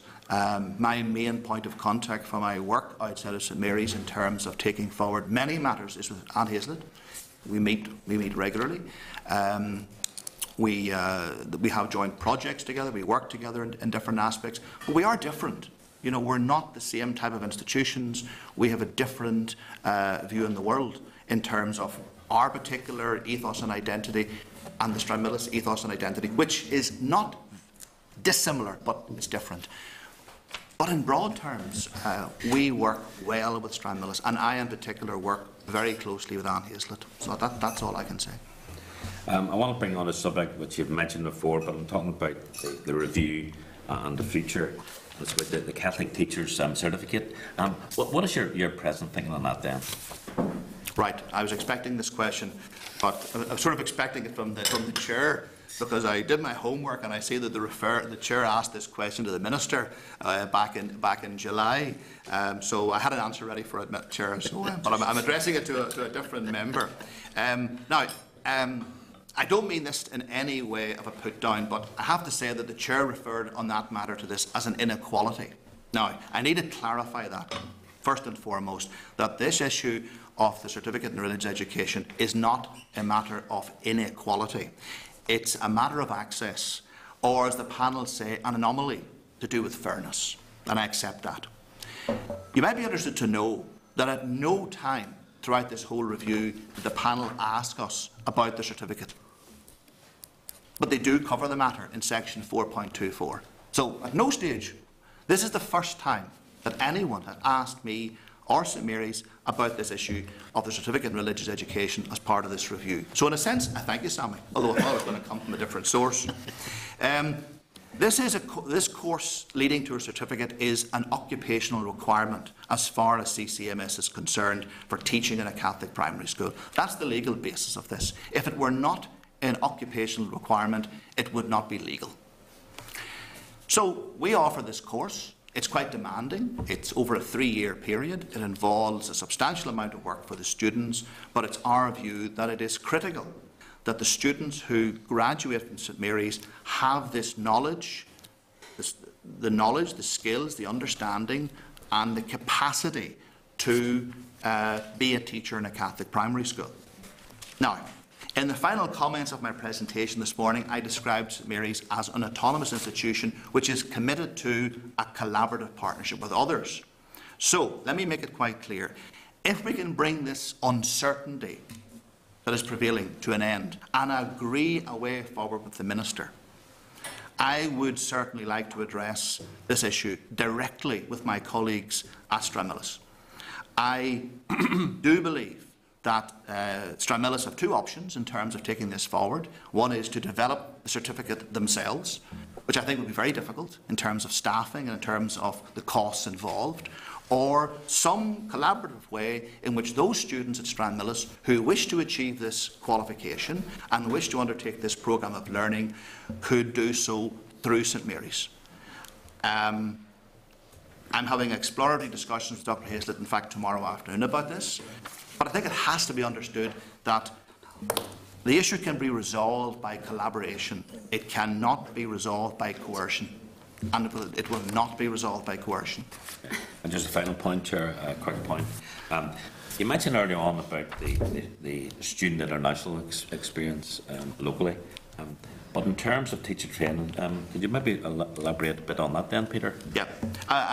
This is the one part of the report that causes me concern and annoyance, because and I personally have invested 20 years of my life promoting internationalisation of the student experience. The report that was submitted by the panel is in stark contrast to a report that was submitted in the south of Ireland. Now let me quote 2 quotes from the report in the south of Ireland, and 2 of the panel members, by the way, were on the panel in the south. Page 18, the review panel, this is in the south, wishes to reiterate that the key characteristics of internationally recognised teacher education systems include real internationalisation of the institutions providing initial and continuing education. Then they go on, page 23, sorry, I meant teacher education. Page 23, internationalisation in the higher education field today is one of the key aspects of European higher education policy. The review panel suggests that a concerted effort should be made to attract student teachers to the country and to encourage Irish student teachers to spend part of their study period abroad. Now, this aspect, internationalisation of the student experience, is given little or no coverage in the report under consideration today. So do we conclude that internationalisation of the student experience is important in the south, but not important in the north? Do we conclude that? Well, no, we can't conclude that, and I'll tell you why we can't conclude it. Firstly, because internationalisation is a key strand of Dale's own higher education strategy, which I was a party to, and secondly, internationalisation is critical for the student experience. As I said, I've been involved in this myself and others for 20 years. International study addresses many of the aspects that come under the field of how we can share and understand each other better. It creates, in fact, the kind of characteristics that we would want in our teachers. Openness to new ideas, appreciation of diversity, a willingness to engage in mutual understanding, and for those students who study for substantial periods of time abroad, resilience. So this year we have placed students, many students, to study elsewhere in Europe, in the United States of America, and this year we had 9 students who studied for 1 month in Beijing, in China. Now, I do not know why the panel do not recognise the significance of internationalisation, and I would like to know. So, very strong view on that. It's a big omission. Thank you, Chair. Panel's in front of us next week, so if you get a chance to. Yeah. Phil? Thanks, Robin, and thanks for the presentation. It's been very useful. In terms of your helpful definition of autonomy, it is very important, but it wasn't included in our papers. Can we get a written copy of what your definition of autonomy is, and maybe Cathy will remind you about that too. But have you given a copy of that to Dale or DE or the panel? We have had conversations with the department officials and with the Minister around that issue.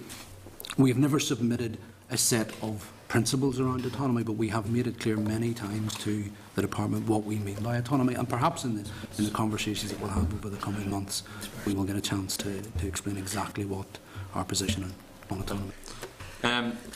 In terms of my position on some areas, I think it's only right that the college has the autonomy and government support that it requires to promote the mission that you're putting forward in terms of academic excellence, teacher education, Irish medium education, and access to higher education for disadvantaged groups, and particularly the community engagement in a very deprived area you've spoken about. And I think it's only right that is allowed to continue. I think it's worth pointing out the small section of the report you've quoted from the review panel, where they say there is little point in seeking, through coercive measures or otherwise, to expect those who adhere strongly to a particular conception of the education of teachers to weaken a commitment that is unshakable. So, what's the next steps if the review panel say that we can't force people, or we shouldn't force people to go down a road we don't want to go down? You're very much saying that you don't want to give up your rights to autonomy. How do we move forward from here? How do we end the sort of Damocles that's hanging over the college for very many years? Well, the next step is I'm meeting the Minister tomorrow morning, or tomorrow afternoon, but I'm certainly meeting the Minister tomorrow. I hope the Minister will work collaboratively with me and with St Mary's to bring this whole matter to a conclusion, because this is just uncertainty year after year. We've made it quite clear we are not going down the integrative line. We are not going to integrate into a federation or an institute, or indeed merge with another university. We're not going to do that. But we are going to sign up to as it's made it very, very clear, systematic and sustained collaboration and sharing. And I sincerely hope that the Minister, when he takes account of the broader field of all of this, including the views of the Assembly, which have been very, very clear in this, and he has picked them up more than one occasion, I'm hoping that when he reads what the panel have said about not trying to force people into positions, that the Minister will work with us on the path to systematic and sustained collaboration. I just hope that is the case tomorrow. I don't know. There are 4 options in the review report, and you've said that you don't accept any of them, and based on what you've said, I can fully understand and appreciate why. Is it your understanding that each of them would lead to the removal of St Mary's autonomy, and see it wither in the vine and disappear as a teacher training university? Well, they're on a let's say they're on a continuum. So at this end here is A, and then you get D. By D, St Mary's is gone completely. It's just, and I have to say that the panel provide a wonderful definition of what it is to have faith-based teacher education, and then they are prepared to present an option where it's reduced to having a chapel for worship and a few chaplains. So there's a total disconnect between their very excellent definition of what faith-based education is. It's about living in a community and having values which are based on the Holy Gospels. That's what it is. And they define it well. Then you get to D, and D is, well, we're going to have this institute, and to keep the ethos going of, I suppose, St Mary's, we will allow you to have chaplains, and you can also have what they describe as a religious education pathway in the B.Ed, and you can have chaplains. That's not faith-based teacher education. Let's make that quite clear. So, it's not a question that we reject these options. The panel, in fairness, drew upon, and I see what they did, they looked at other places, and they drew down these options from, in one case, Glasgow. I can see Glasgow coming through in one place, and I can see Singapore in another. I know where they got these ideas from, but my point has been that the OECD report is very clear that at the end of the day, each jurisdiction, each nation, each state, whatever you want to describe it, has its unique circumstances, its unique ways of being, and it is very difficult to transport in a model from one part of the world and put it in another. That's not how it works. It has to be from the bottom up.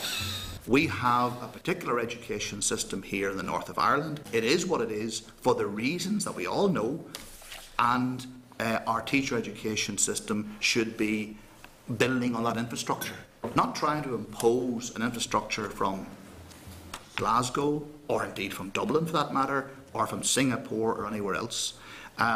So I don't want to come across as negative in the sense of, oh, we reject these 4 options. That's not the tone at all. Okay.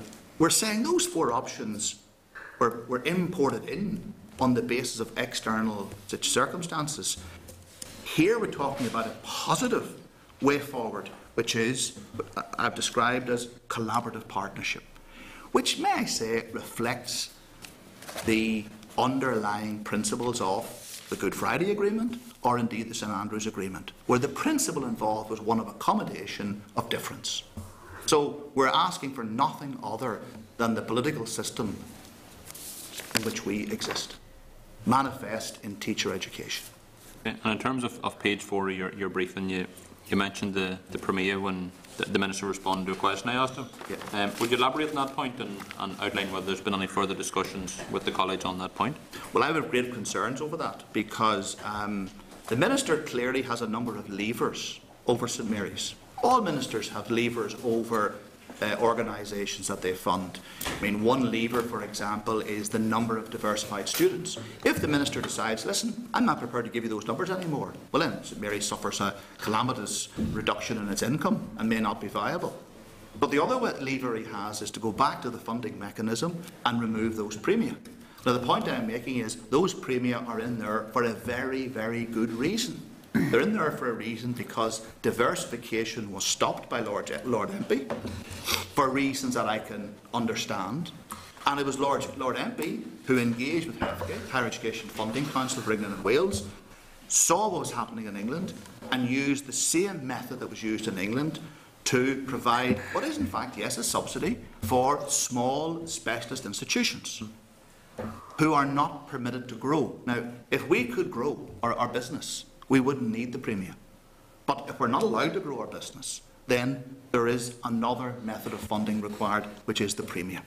And that's very, very clear to me. But if those premia are reduced, then it's clear to me that that would be a lever being applied on St Mary's to go down a road it does not want to go. And we will challenge any attempt to remove those premia, which is not counterbalanced by, for example, opening up, as perhaps Bronwyn was suggesting, other courses to bring in more students, or counterbalanced by, with the agreement of John O'Dowd's department, of course, a funded role in CPD, which would then balance the thing out.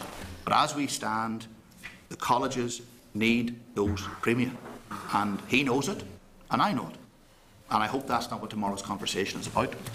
Well, I'd be concerned about any coercive moves that he may make in that regards without the support of the college. My final question is about Corley and the Gaels Coleachta, and I'm wondering if you have any understanding as to why they weren't involved in any of the discussions at any stage. Maybe you don't, and maybe it's a question we need to ask the panel next week, Chair. Well, I don't, because they met with and rightly met with the Integrated Education Council, because in the Good Friday Agreement there are two fields of education that were to be promoted in the new dispensation. One was integrated education, which is the Integrated Education Council, and the other was Irish medium education through Corley and the Gaels Coleachta. And I find it an omission that they did not meet with Corley and the Gaels Coleachta. It's as simple as that. Why they didn't meet them, I don't know. We'll try to find out next week. Right. Thanks, Yep. Megan. Chris? Thanks, Chair. Thank you for your presentation. You've obviously made clear that your support for consociational form of democracy as instituted by the Good Friday Agreement, and you touched on some other aspects of the Good Friday Agreement there as well. What role do you think you have to play in contributing to the Good Friday Agreement and Department of Education duty to promote, facilitate and encourage a more integrated approach to education? Okay. Well, the specific requirement under the Good Friday Agreement is to support integrated education. Now, Chris, let me make it quite clear, and I know the Alliance background you come from, and I know your own politics. I have no difficulty whatsoever with integrated education and integrated schools for those people in Northern Ireland who wish to have them. So therefore, if there are students in St Mary's who wish to undertake their teaching practice, or we call school-based work in an integrated school, we will certainly facilitate that. I have brought a teacher from the integrated sector into what I call the Principals Council, which is a council that I have to bring in all sectors of education to advise me on an annual basis as to what is going on in the school system and what I need to know about in terms of how our courses are aligned with what's going on in the schools. So we have somebody from the integrated school sector on our so-called Principals Council.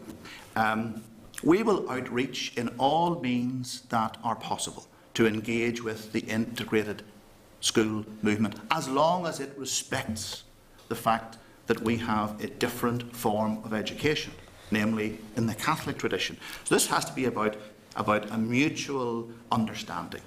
But take it from me that we will work with and are working with the integrated school sector, and will work more if we can move to a more collaborative partnership approach. Okay, I suppose specifically the report, and I know we can only get into so much detail today, but the report says that in the Republic of Ireland, the government is adopting a policy of promoting rationalisation of teacher education colleges within a university integrated framework. For example, the process of incorporating 3 denominational teacher education institutions within Dublin City University is well advanced. Their incorporation involves provision for their denominational identity while being members of an institute of education within the university. I know you haven't responded to 4 options that may be similar to that type of approach, but could you give us an idea as to why that is not an approach that you would support? Well, first of all, I have to say to you, Chris, that we're not in the business of importing solutions to issues in other jurisdictions. The circumstances in Dublin around 2 very, very, very small colleges that really were not sustainable in terms of the campus development, nor in terms of the size of their student body, aligned with the situation in Dublin, where the Catholic Church is very conscious of the fact that it has to take a step back in education because so many of the schools in the Republic are Catholic. And the Church is going in a different direction in the Republic of Ireland due to the demography and circumstances there. So the conditions in Dublin are not the same as the situation in Belfast. But I find it amazing that the panel drew upon the example of what is in fact DCU and the relationship of DCU to those 3 colleges, but chose to not draw upon what's happening in Limerick, where in fact an institution established on exactly the same day by the British administration in Dublin in 1898, namely Mary Immaculate College, is not merging into Limerick University. It is entering into a collaborative partnership with the University of Limerick. So the model that you're describing is highlighted in the report because it happens to suit a certain perspective, but the other circumstance in the south of Ireland, namely in Limerick, is not mentioned. So I think we can't cherry pick. We can't decide to highlight an issue linked to DCU in Dublin and then ignore what's happening in Limerick. That's simply, I saw through that. You can't cherry pick. And the bottom line is, it's not about importing external answers. It's about answers to issues and challenges which rest within this jurisdiction, within its own historical experience, in relation to its own demography, and in relation to the nature of population in this particular jurisdiction. So that's my view, Chris. Okay. Okay, thanks, Chris. Sure. And obviously at this stage, again, most of the stuff has been asked, but I would like to touch on a couple of things. One is around the financial viability of St Mary's itself. And I do understand, I've seen enough schools of the rumours out there long enough that the college school is on its way out, then people will start to look elsewhere. So they get the desired result that may be by default in terms of pushing that. So just a comment on that. And I do believe that St Mary's plays an important role, obviously not only in the Falls community but in the West Belfast community. Most of its students come from outside West Belfast and they come in thing. But most of the other universities, the Ulster University and St Mary's, are falling over themselves to integrate themselves within the wider community and offer the types of stuff that you've been talking about here today. And that's another form of integration that's not taken on board. And I would just fear the impact that they'll lose something like St Mary's to a place like West Belfast. Maybe you can speak on that also.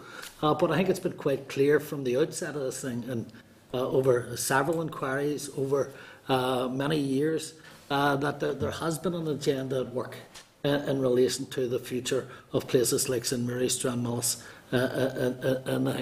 and I wish you well tomorrow on Yang, but I have no doubt that we'll be back at this next week again. We'll be back at next month. And does it worry you down in terms of trying to deliver what is the education, the high level education that you provide in St Mary's?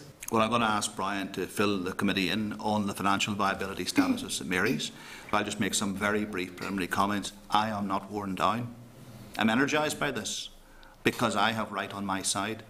The evidence is very clear that St Mary's is a really outstanding institution that I am absolutely proud, delighted to lead. So the energy I get is from what I see on the campus every day. Students coming in, learning. I see people from the local community coming in, and being part and parcel of our campus. I see international students from the United States, from Germany, from Turkey, from Italy, coming to St Mary's and thoroughly enjoying the experience and their life in West Belfast and their life in Belfast and in Northern Ireland and in Ireland when they're there. I take great delight when my students go off to China and they go off to the United States and to Europe. So I am entirely energised by all of this. There's an open day at St Mary's today. It is full of people coming in who want to get into our courses. I take endless phone calls from people trying to get into St Mary's when in fact we're blocked. We have our numbers capped and that's the end of it. We could take in many more students if we're allowed to do so. So I am totally energised by all of this.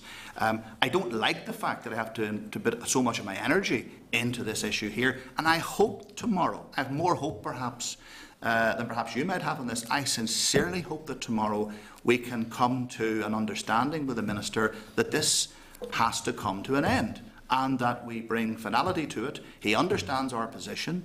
In fact, Chris knows it comes down to a difference of political understanding. I take a consociational view of life in Northern Ireland, and that's it, and I'm not going to change it. And he knows I'm not going to change it. And it's time that we accept, we differ, and look for an area of middle ground where we can take this thing forward. And I'm offering a middle ground in terms of collaborative partnership. Now, as to the big question, is St Mary's financially viable? Well, Brian can answer that. I suppose the short answer would be that if you go back to the report where it refers to concerns about the financial viability of St Mary's, that's drawing on the Grant Thornton study. And Grant Thornton have in fact been to this committee and presented their findings. But what the Grant Thornton report actually says is that St Mary's is financially stable in the short term. And I think it also demonstrates that the college will remain solvent in the longer term, and all of the information that's contained in the report supports that.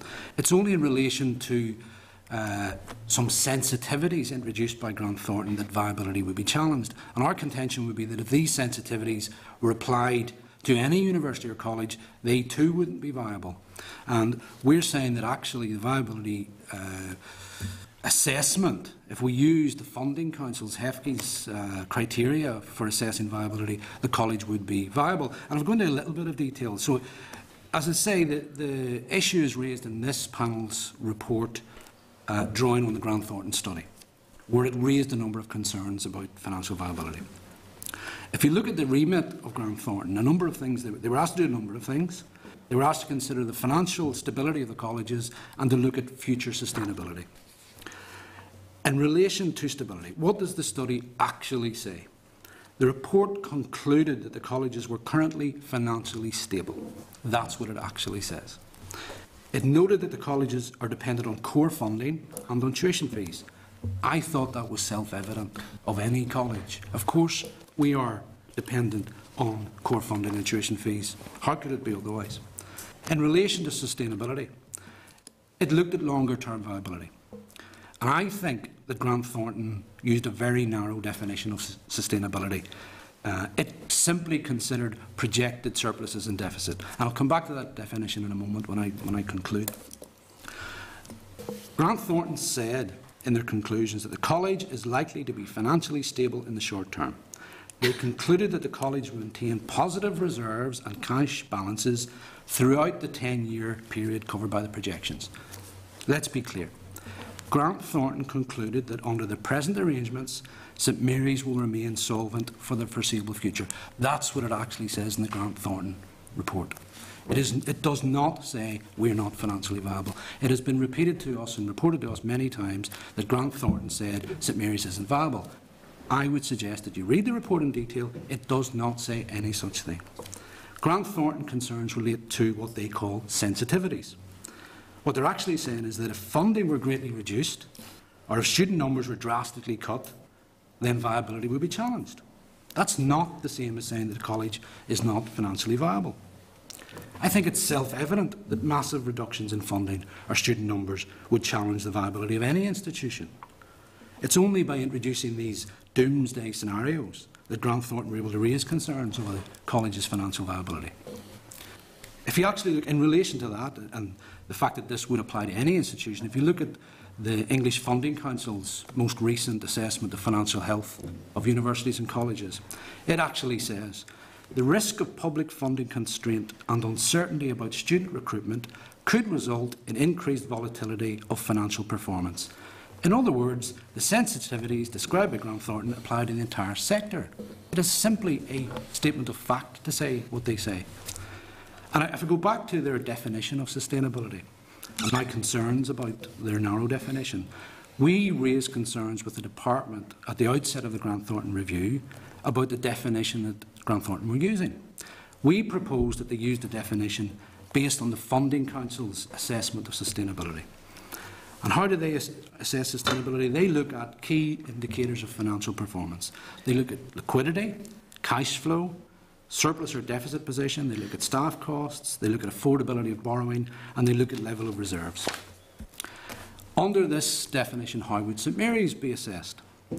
We would contend that any such assessment would show that there is no evidence challenging our viability. Our liquidity is good, our cash flow is good, we're generating adequate levels of surplus, staff costs are under control, we have no borrowings, our reserves are appropriate for our needs. We are financially stable and we're confident that we can maintain this position. To maintain that financial strength, what we need is some stability. Peter's referred to this before. What we need is a supportive policy environment. We have an approach and a strategy in relation to our viability. We will continue to focus on our core business, that of training teachers, and we will make that as cost effective as possible, and we have significantly reduced our cost base over the last 5 years. We'll continue to pursue our strategy of diversification, which was first suggested by the Audit Office and then endorsed by the Department a number of years ago. We're seeking modest increases in non-teacher education student numbers, and we continue to pursue a funded role in the provision of CBD. If we are able to do that, this strategy, combined with the academic excellence that Peter has referred to, we think that can deliver long-term viability. For one final comment, when Brian refers to sensitivities, I called them levers. You know, these are the levers that the Minister has. If he changes those numbers or changes the funding mechanism to take out the premia, then of course we've got problems. So it's down to the Minister, it's down to the Department. You know, it's a supportive policy environment that we require. That's what we require. Sure, and just one final question, and it goes back probably to something that Pat had asked earlier on. It's in the review itself, and the panel's review of teacher education. I think it was too narrow and didn't cover all aspects of education.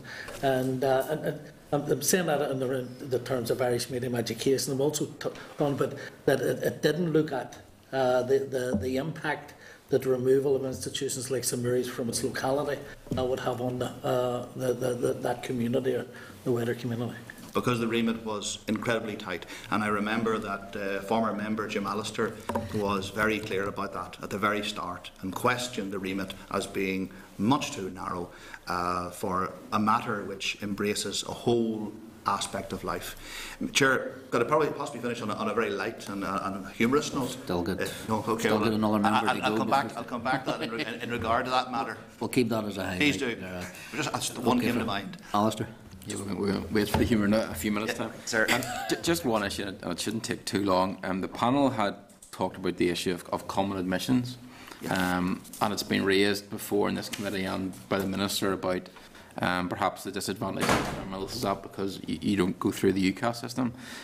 Are you willing to look at that issue? I mean, you've talked very strongly. I don't think the committee are any doubt about the importance of autonomy to you, and I think it was helpful that you outlined exactly what you meant by autonomy. But in terms of the admissions policy, are you willing to look at the UCAS system? If not, why not? Okay, Alistair. Yes, the quick answer is, are we willing to look at this? Yes. Now, can I say to you again, thank you for the question. This is the first time since this review started that anyone has asked me or St Mary's about the UCAS matter. And yet, it's in the report on section 4.25 and section 8.9. I hope I'm making an important point here. So Alistair Ross is the first person who has raised UCAS with me in the context of this review. Let me explain what the problem is in simple terms. And I remain open, I have an open mind. The UCAS system is not suitable for recruitment to our primary BEd degree programme because we have what's called a subject option approach, with small numbers going into each subject, so into English, mathematics, science and so on. The risk of us overshooting the overall target set by DE is just too great using the predicted grades approach of UCAS. So UCAS is based on predicted grades. If we say to people, you can get into St Mary's to do primary teacher education with English with 3 A's, and we have 10 places, and 30 people get 3 A's, we're overshooting by a large margin. The UCAS system is designed for very large universities or for large groups of students where there is room either side to make variations. Our particular degree here is such that we're trying to put students into very small groups, so we use a different system, which is essentially after the examinations the results are made available, we then rank order the students in terms of what they got, and we take in the best 10 or the best 9, whatever the case might be. So there's a technical reason why St Mary's is not a UCAS. Nobody's ever asked me this. So I'm telling Alistair and the members now, there's a very, very good reason why we're not a UCAS. Now, I recognise and understand the problem that our direct entry approach causes. I'd like to know more about the scale of the problem. Are we talking about it impacting on 10 students, 20 students? I don't know. All I can say in response to this is that in a spirit of collaborative partnership and on the basis of having achieved agreement with this minister on the way forward, I believe the problem can be resolved, because the problem, Alistair, is not UCAS. The problem is that a number of students who have applied to Stranmillis, who have been given places in Stranmillis, virtually at the last minute switch and come to us because we have a separate system, and that is upsetting to Stranmillis. So they're losing a number of students and they're having to draw back into the pool. I understand that. Surely there is a way, in terms of sharing information as to who has applied, that we can find a method which does not compromise either institution to ensure that the problem, which is not the fact that we're not a UCAS, which is the fact that Stranmillis are experiencing problems, that we can resolve that problem. I would like to help to resolve that problem. That's what the committee need to hear. Okay, please. Over to the humour now, Peter. Oh, the humour. Right. Oh, thank you very much. Oh, this is funny. No, of course, the problem is I've now set myself up. This is it. It's not going to work. But anyway, as I was being asked a question there, I began to think it was about the disconnection and this idea of having a little narrow remit to somehow produce a world-class teacher education system. And then I thought of Manchester United and their huge effort to become world-class again.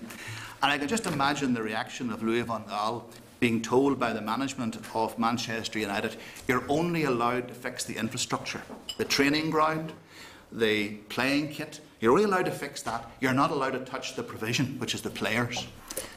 It doesn't work. It doesn't work for trying to become world-class in sport, and it doesn't work for trying to be world-class in teacher education. This has to be looked at in the round. Has to be looked at across department, across issues, and bring in the wider issues which were brought in today about the role of any institution of higher education in the community in which it's located. So, sorry, the damp squib. I thought at the moment the Louis van Gaal analogy was quite good, but it's passed. But nevertheless, I think you get the point. The point is that we really can't go forward really systematically on this if we don't look at things in the round, across the two departments, and beyond that indeed, into the impact that institutions like ourselves have in the communities in which we are located. Thank you, Chair. Peter, Brian, thank you very much for your time and your input. Much appreciated. Thank you. Can I say once again, Chairman, always very happy to come to this committee, even if the members do change. There's a tone and an approach in here which I find very inclusive. I find that this is an environment which is superb for a small institution where we can have our voice heard. And in that regard, I'm just very pleased to have been here this morning, as is Brian, and we've had our voice heard, and we thank you for that. No problem. Okay, thank you. Thank you.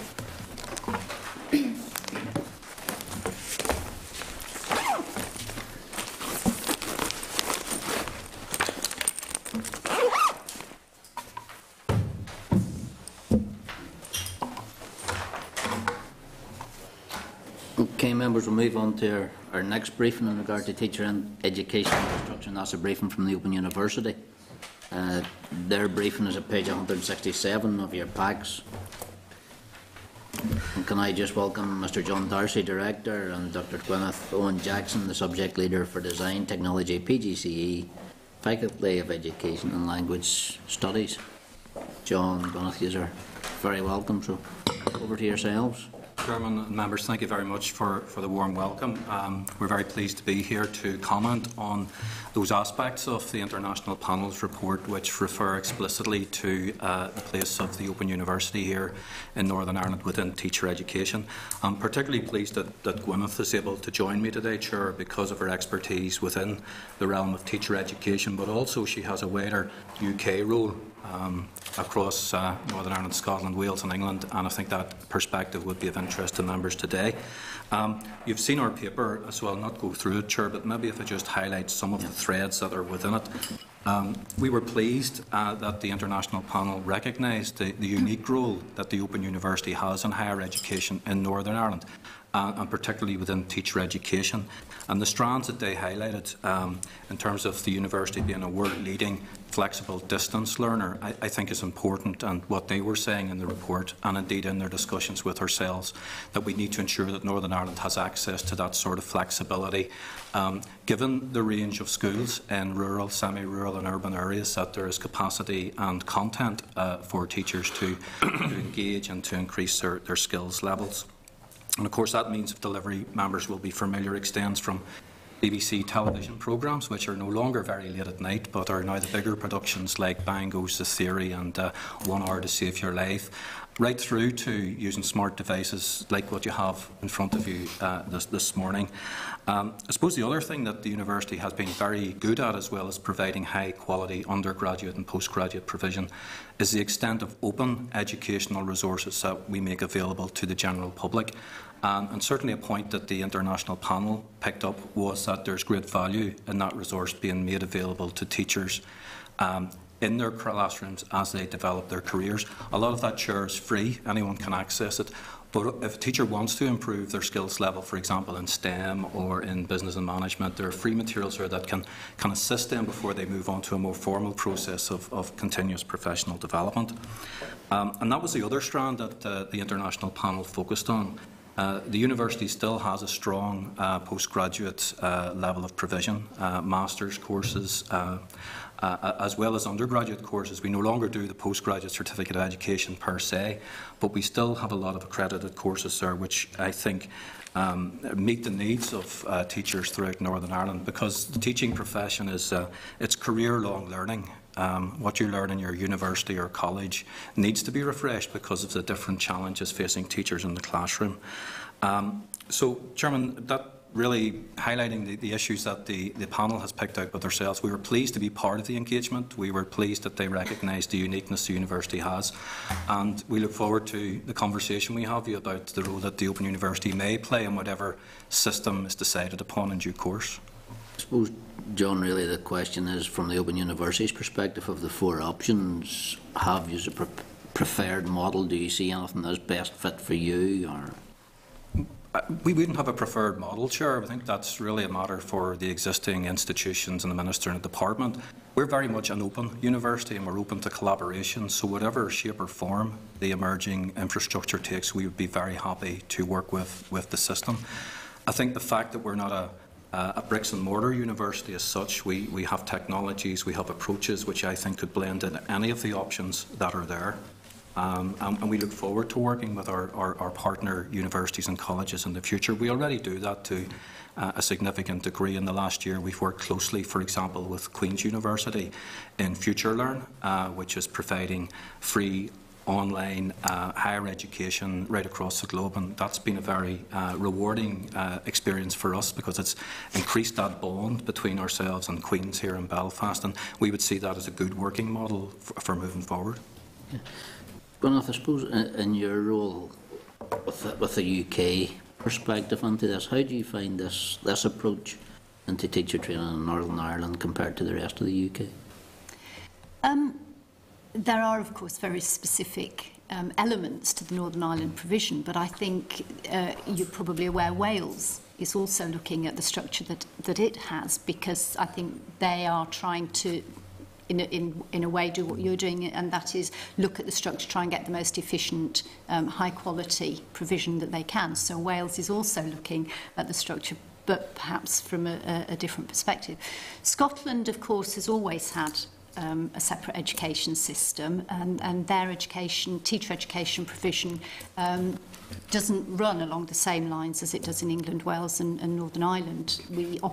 Although we operate the PGDE there, it operates in a different way. And as you know, in England, they're now moving over to numbers going to school direct rather than to universities. So the 4 nation states actually seem to be growing more diverse, and it's hard really to draw comparisons between them. And the OU's input then for the other member states? As you know, we are withdrawing from the PGC programme in 2016, but our current offering in Scotland, we have the PGD, as it's called there, is a full-time programme which students can undertake either as a 1-year full-time programme or 2-year part-time, but it's a fixed start date and fixed end date. And we took our last cohort of students onto that in August 2013. So that provision will be withdrawing in 2015. In England, Northern Ireland and Wales, as you know, we currently run the 6 start dates, 3 finish dates, and as far as I'm aware, we have contacted every school, every tutor, every student to let them know about the timetable for withdrawing the programme. We will offer any support that's needed to any school, tutor or student who needs it in order to meet that timetable, and we've made as much provision as we can to make sure that that happens. Okay, thanks. Pat? Good morning. Morning. I suppose compared to the 2 previous submissions we heard, this is a more distinctive contribution in terms of initial teacher education. I'm always pleasantly surprised at the elements of this. but in terms of, I suppose, both of excuse me, the previous submissions made reference to special educational needs and disabilities as well as collaborative work they would do, and clearly the ongoing continuing professional development that you undertake. Spell out to us what it means, for example, for the student in these, and the difference that it brings, or the value it brings. And I agree with you, new techniques are needed, refresher course needed for teachers, for example.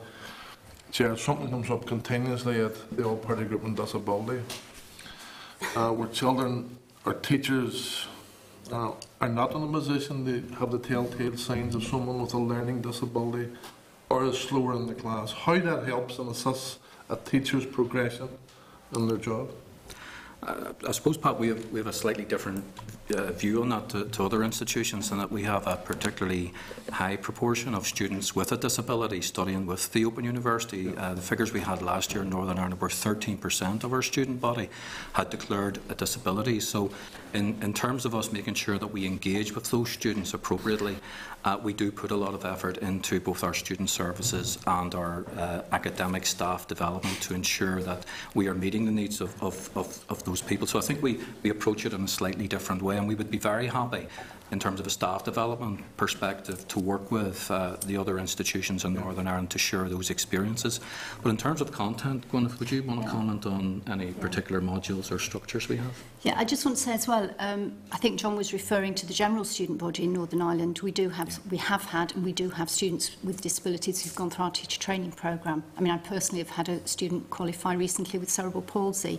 I know we've also had students on the course with sight problems and mobility problems, and again, as John says, we offer support that those students need, and we also ensure that the schools in which they work offer the support that those students need. So we do that for our students. In terms of preparing those student teachers to work with students with disability in the classroom, we have a particular module on our PGC that deals with diversity and inclusion, which looks at not only learning disabilities, but the range of issues that pupils, students bring to the school context. We discuss those through the module text with the students, but then we set activities for them to do. And because of the Northern Ireland context, one of those activities specifically requires them to look at a range of named conditions and investigate those and look at them within their own context as well.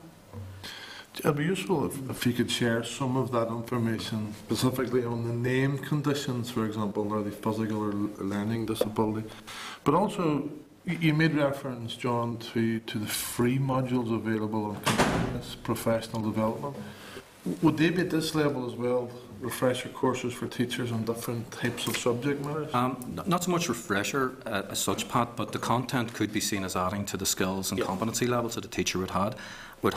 In fact, your last question is important as well. Gwyneth mentioned that one of the modules on the existing PGCE would address that need. One of the things the university is looking at as our current PGCE concludes in 2016 would be looking at how we can take the material from the PGCE and put it into different formats. Now, that's still under development, but we'd be happy to talk to you about that.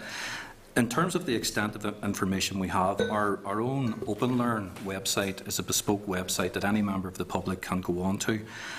It's at 23 million visits since it was set up in 2006. 400,000 unique visitors every month, so it's very, very popular, and a proportion of that would be teachers, but obviously we can't necessarily quantify that. On that site, there's 11,000 hours of learning material. 8,000 of those hours are from our existing undergraduate and postgraduate provision. So the quality level of those free materials are higher education level quality, and that's available to anyone. One of the things that we may want to look at would be, can we, for example, unpack that huge resource into a more easily accessed portal or whatever that maybe teachers could access in a more user-friendly way. So there's extensive material there. YouTube, we're the biggest university in the UK for YouTube provision. We have our own channel. There's 1,600 videos on that, and they've had something like 20 million views. So again, if a teacher is doing a very full day at work, they're considering about adding to their own skills and competencies. This is something they can do at home, aside of all the other tasks that they have to do professionally and personally.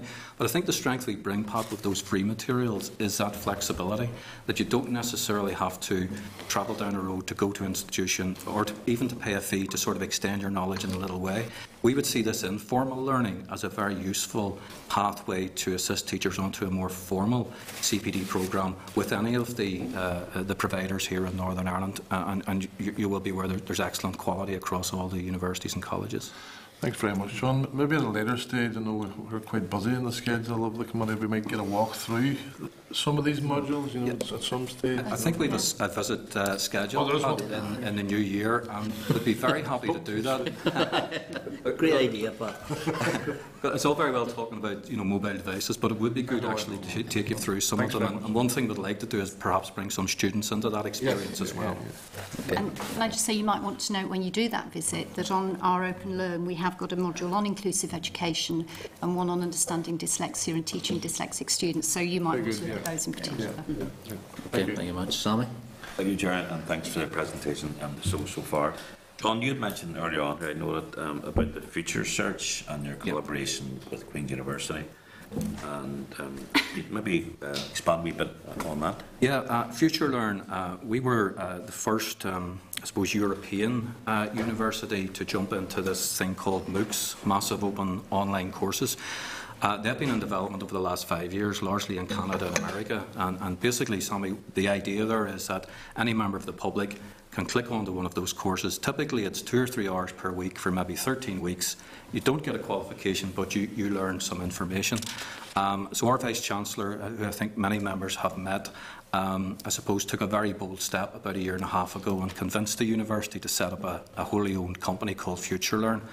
And it's an interesting proposition because we work with over 40 other institutions, largely in the UK, but increasingly internationally.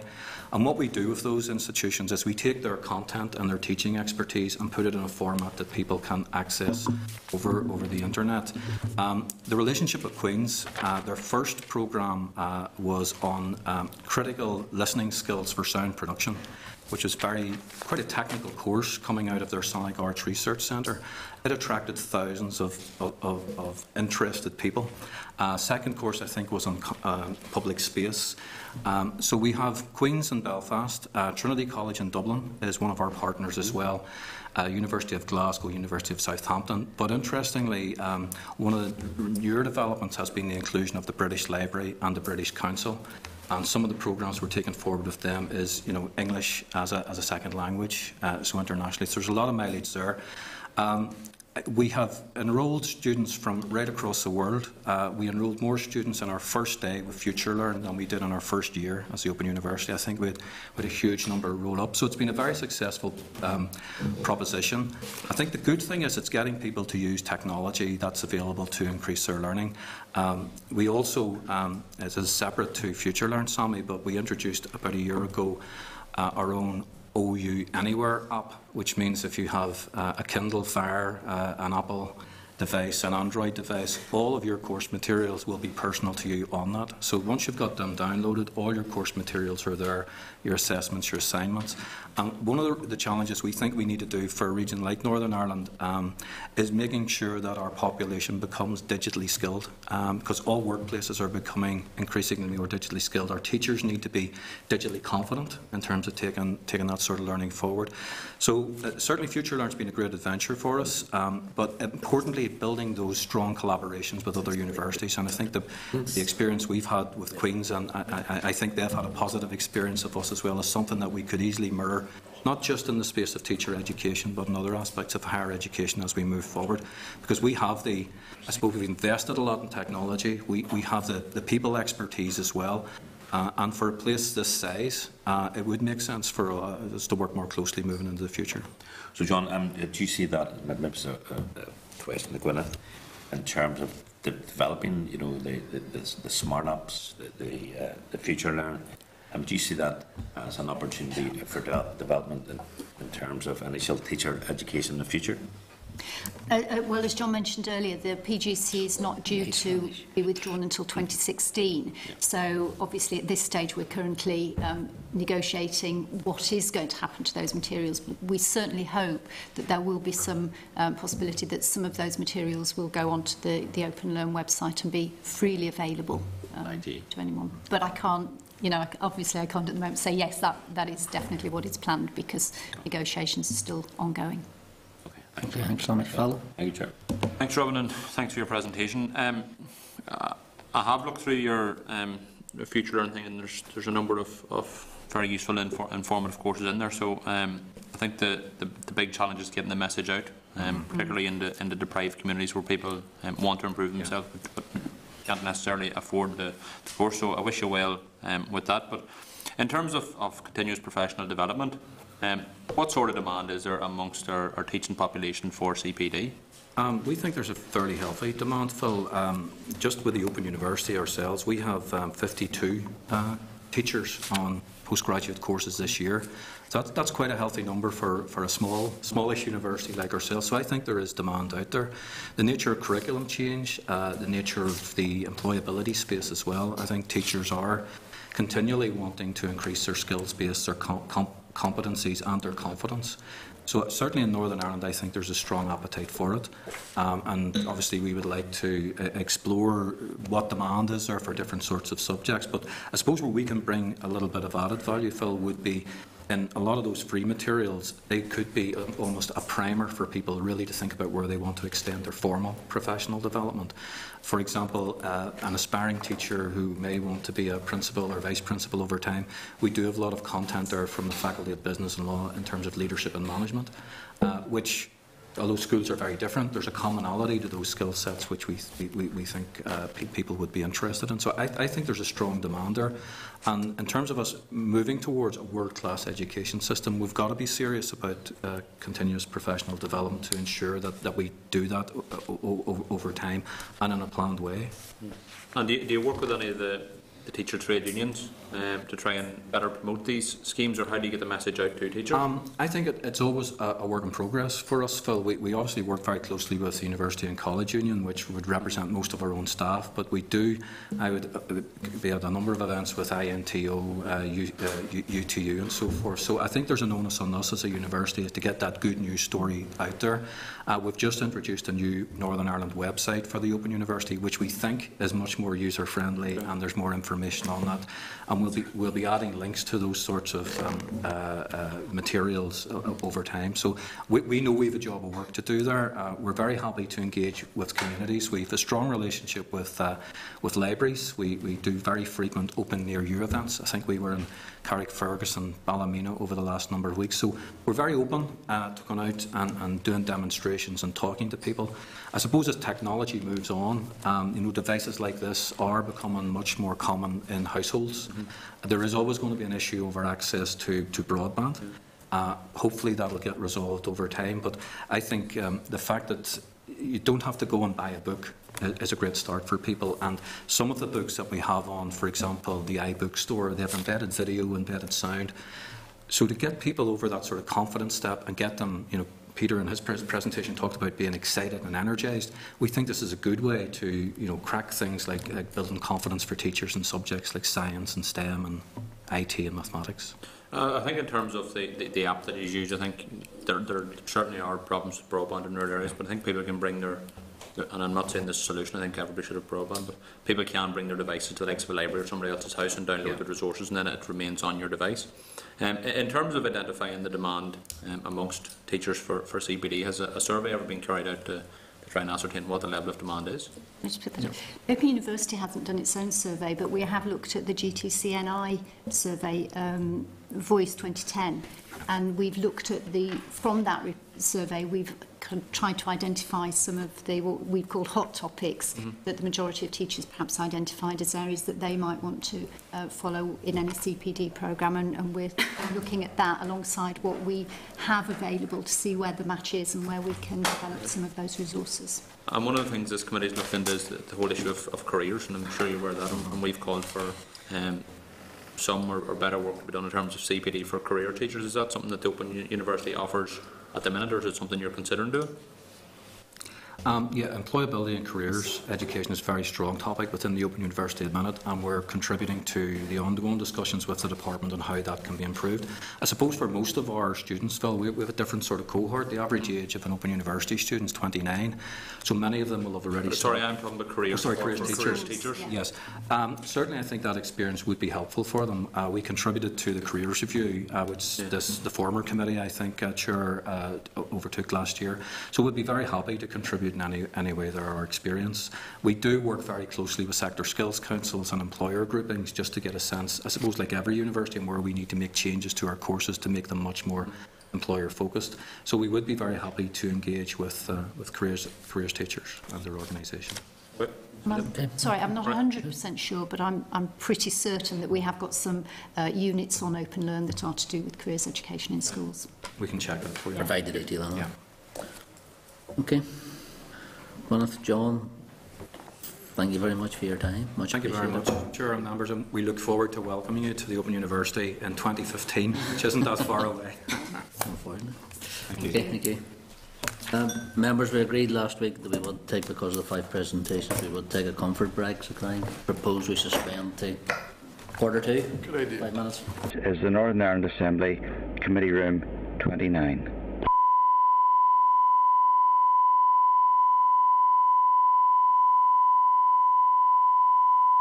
This is the Northern Ireland Assembly, Committee Room 29. This is the Northern Ireland Assembly, Committee Room 29.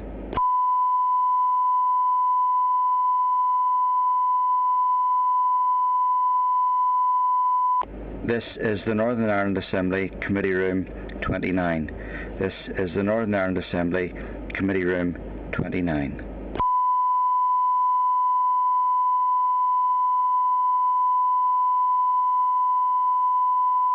This is the Northern Ireland Assembly, Committee Room 29.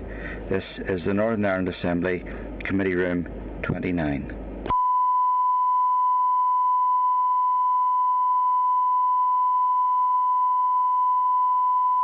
This is the Northern Ireland Assembly Committee Room 29. This is the Northern Ireland Assembly Committee Room 29.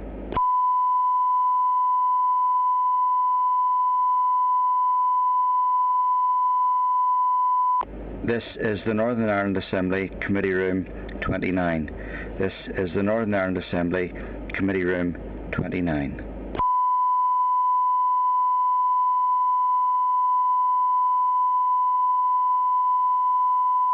This is the Northern Ireland Assembly Committee Room 29. This is the Northern Ireland Assembly Committee Room 29.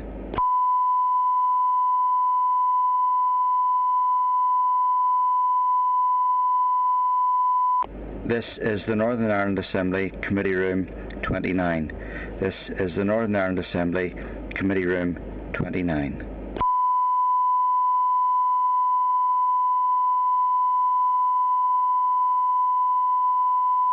This is the Northern Ireland Assembly Committee Room 29. This is the Northern Ireland Assembly Committee Room 29.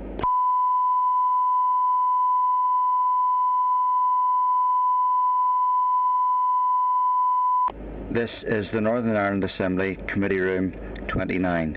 This is the Northern Ireland Assembly Committee Room 29.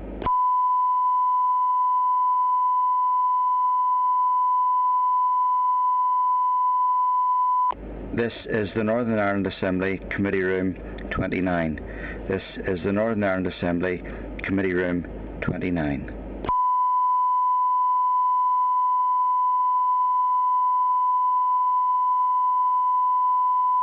This is the Northern Ireland Assembly Committee Room 29. This is the Northern Ireland Assembly Committee Room 29.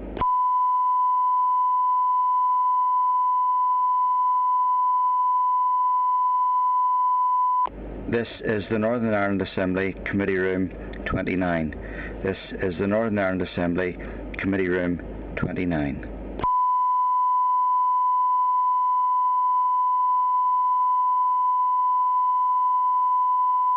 This is the Northern Ireland Assembly Committee Room 29.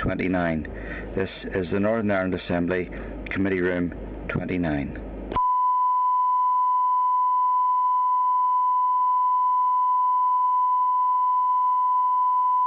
This is the Northern Ireland Assembly Committee Room 29.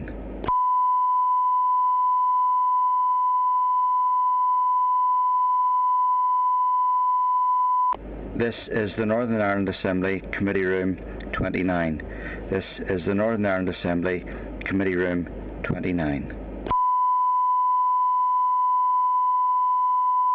This is the Northern Ireland Assembly Committee Room 29. This is the Northern Ireland Assembly Committee Room 29.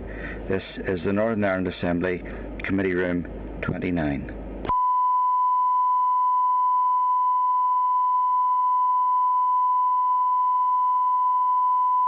This is the Northern Ireland Assembly Committee Room 29. This is the Northern Ireland Assembly Committee Room 29.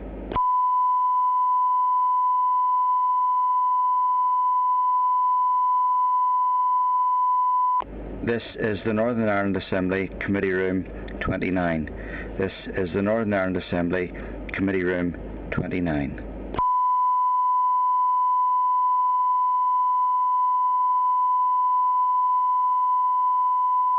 This is the Northern Ireland Assembly Committee Room 29. This is the Northern Ireland Assembly Committee Room 29.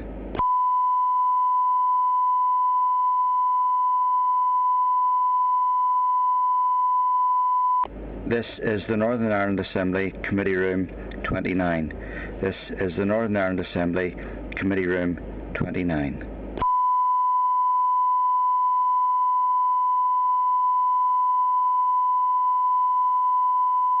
This is the Northern Ireland Assembly Committee Room 29. This is the Northern Ireland Assembly Committee Room 29.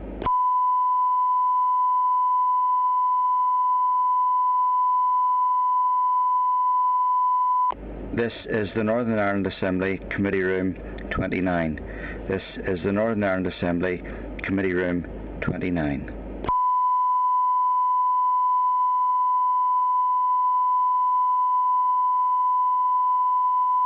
This is the Northern Ireland Assembly Committee Room 29. This is the Northern Ireland Assembly Committee Room 29.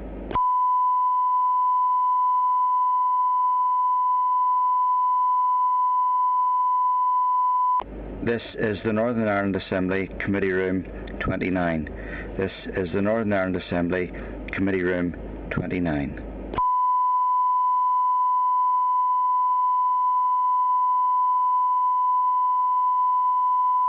This is the Northern Ireland Assembly Committee Room 29.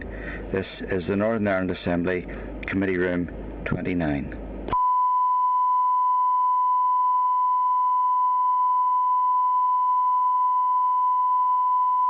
This is the Northern Ireland Assembly Committee Room 29. This is the Northern Ireland Assembly Committee Room 29.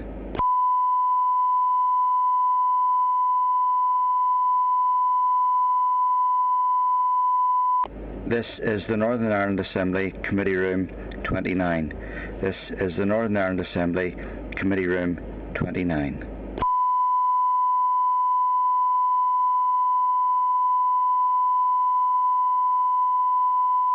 This is the Northern Ireland Assembly Committee Room 29. This is the Northern Ireland Assembly Committee Room 29.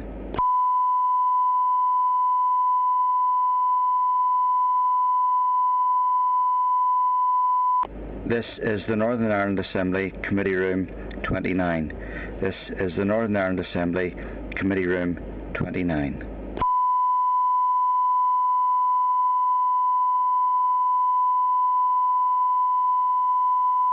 This is the Northern Ireland Assembly Committee Room 29. This is the Northern Ireland Assembly Committee Room 29.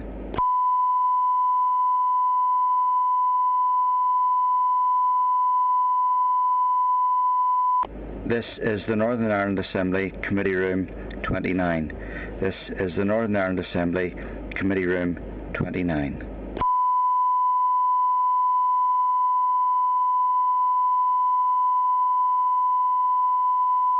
This is the Northern Ireland Assembly Committee Room 29.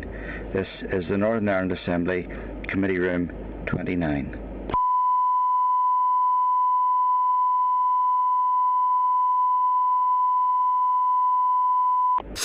Okay, members, we are quorate again. Just resume with our next briefing, which is a briefing from Queen's University Belfast on the review of initial teacher education infrastructure. Just again remind members, electronic devices should be switched off, excluding your tablet devices. This session will be hand-sorted. It's okay. Members, the Queen's briefing papers are page 170 of your packs. Can I just welcome Professor Patrick Johnson, President and Vice-Chancellor, Professor Tony Gallagher, Pro-Vice-Chancellor, and Professor Paul Connolly, Head of School of Education. Gentlemen, you're very welcome. Committee this afternoon. Thank you, Chairman. Patrick, over to you. Well, thanks very much, Chairman, and thank you to the committee for inviting us to discuss our views on the international report Aspiring to Excellence. I have with me Professor Paul Connolly, who is the head of our School of Education, and Professor Tony Gallagher, who's a Pro-Vice-Chancellor for Academic Affairs and also a leading international educationalist. The university very much welcomes the report of the International Review Panel. We believe it's a very comprehensive report, provides a very excellent and in-depth analysis of both the challenges and opportunities that we have in Northern Ireland around initial training. We note the report highlighting the importance, and agree with this, of focusing on delivery of world-class education based on the principles of best practice, international best practice, and that goes right through the report, and we agree with that. And we believe that that is absolutely critical to underpinning both what our children need for the future, what our society needs, and also in terms of developing and contributing to a knowledge-based economy. We agree entirely with the panel, as we said in our original submission, to the committee and to the panel. We believe that the education system here should attract the best possible candidates. It should be competitive. We want those candidates to be able to secure jobs in the sector and to grow in the sector, developing it here in Northern Ireland. We also agree that the teacher education programmes must be academically strong. There must be close partnership with schools in developing that and in delivering that. We need an environment that is underpinned by a research ethos that complements and drives forward the whole educational ethos, and also provides students and teachers indeed with the opportunity to directly engage in that. We also agree with the recommendations on delivering a pluralistic educational framework that protects diversity, which is an important feature and issue within the educational framework in Northern Ireland. And we believe that can be protected in a number of ways, as have been outlined in the report. We also believe that developing a strategy for teacher education in Northern Ireland is extremely important, and that the admission systems should align with UCAS. As I've already said, all of these were highlighted in our original report to the international panel. We agree with their conclusion that the status quo is neither viable nor sustainable. We note the 4 options that they have recommended as a way of potentially delivering on certain aspects of these. We believe that the only option that actually will deliver world-class education training in a sustainable way, one that meets the best principles of international practice, is option D, a single institution of education. It is our view that Queen's is best placed to do that. However, we firmly believe that option D is the option. Delivering a single institution that takes control of that is the only option that's really going to deliver the type of quality we would wish to see for students and for teachers and for the whole sector. Thank you very much. Okay, thanks, Patrick.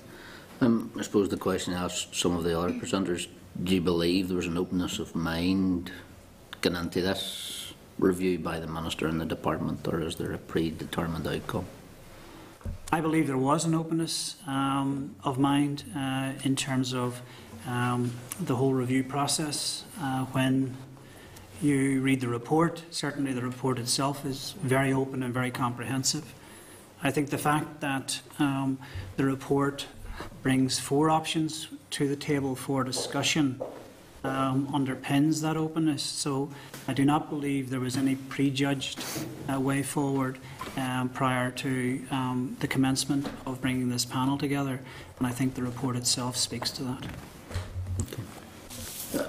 But you've been very clear, I think, in your paper on your presentation here this morning that Queen's favours option D because of the values and the ethos behind it.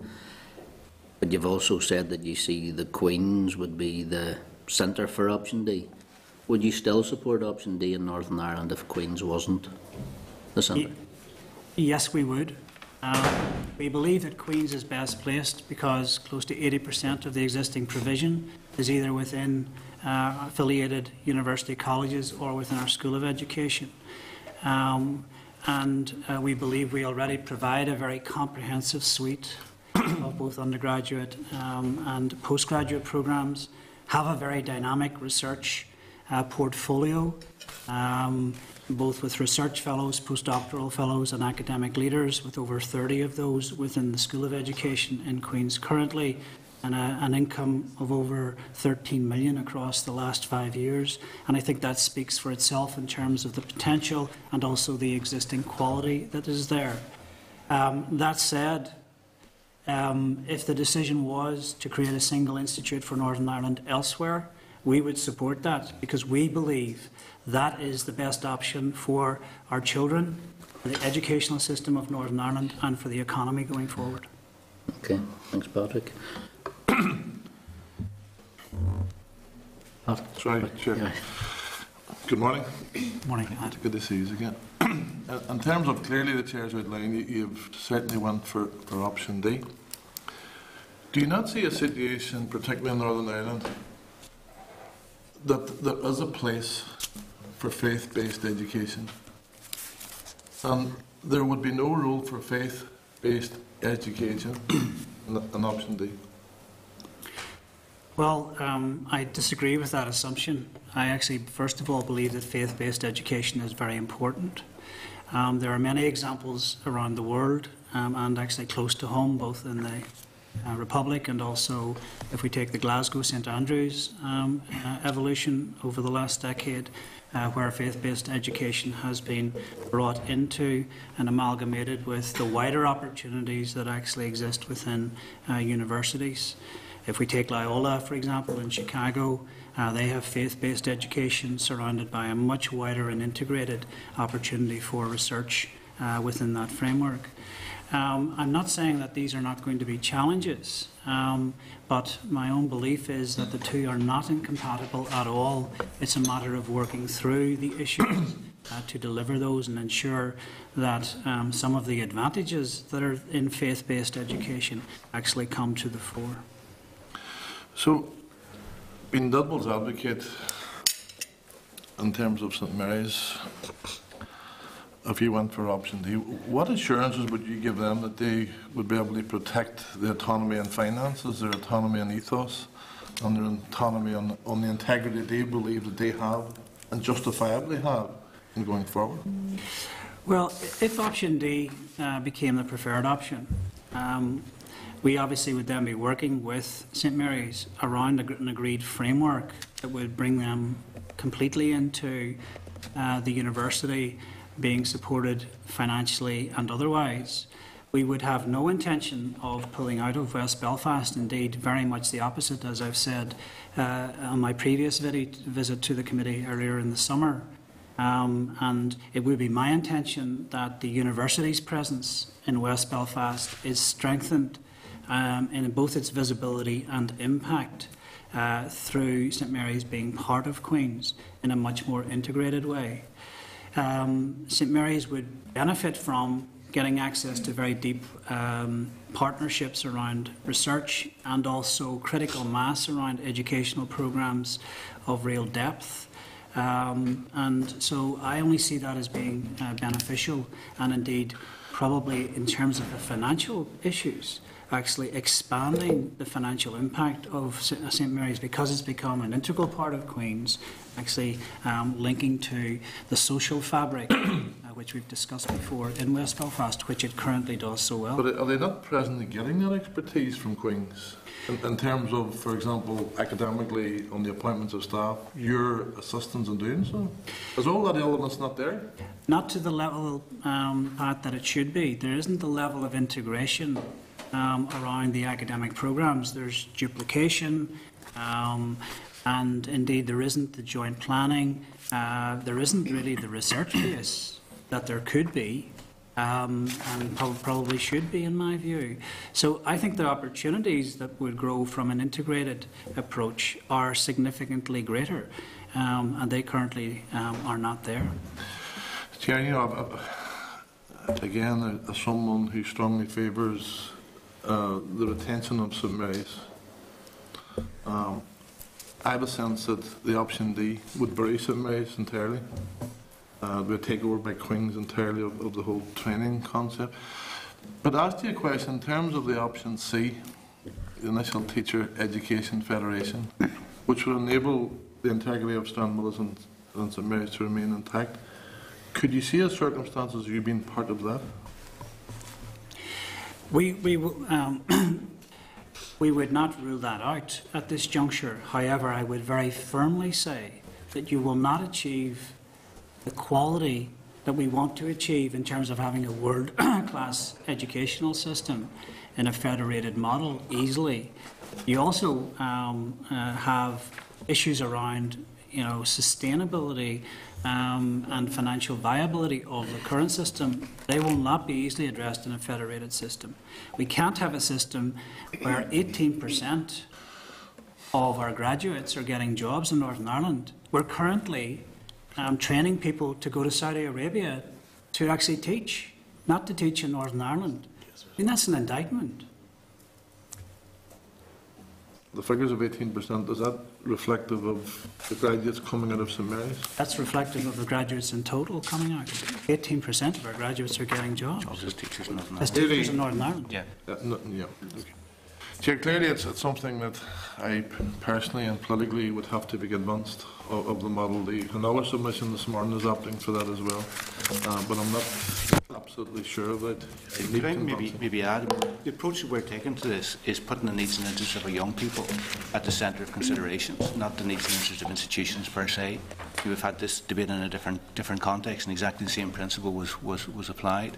And we know that already within the school system there's too wide a variety of outcomes for young people, and absolutely central to school improvement is the quality of our teachers, attracting the very best people to come and train as teachers and to work in our schools.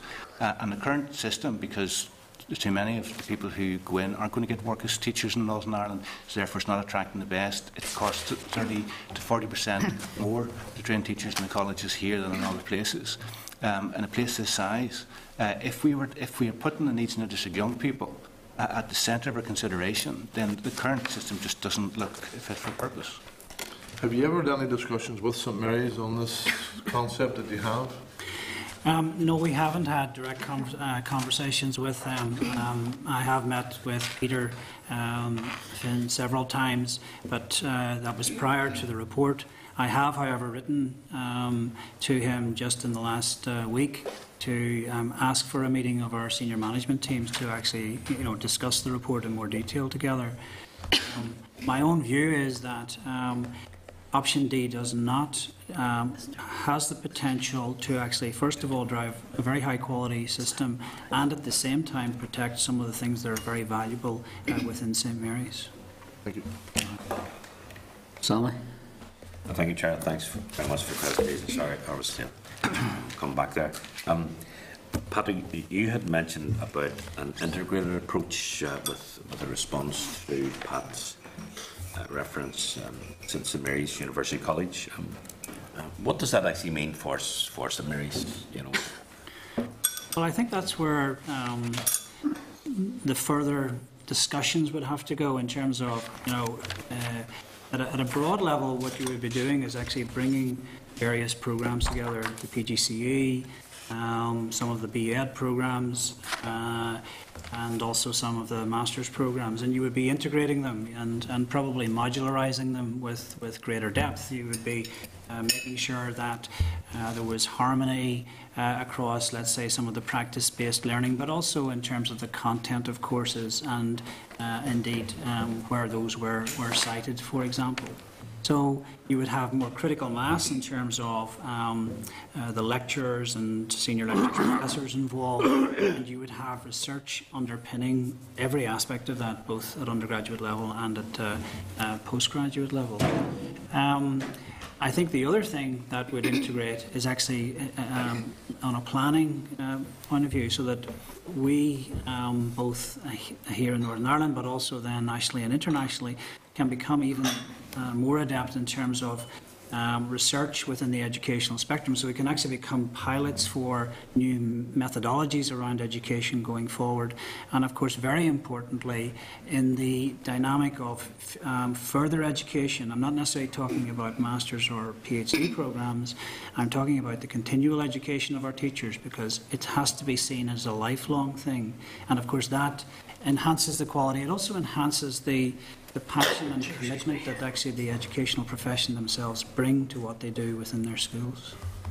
And following on from that, how would that impact on St Mary's at the moment? They're based in West Belfast, because suggestions were that they would maybe potentially merge with another college, Stranmillis, as an example. Now, I know for a fact that you have a good track track record of working in disadvantaged communities, places like Sandro and that as well. So how would you continue that support for those disadvantaged communities? Well, as you will know, Sammy, we as an institution have signed up to the Manifesto for Education, which 5 of the ministers have already supported. I'm a patron of that. The university, Professor Gallagher actually sits on the steering board for that. That's a very much making a statement, and a very visible statement of our commitment to West Belfast in terms of what we do.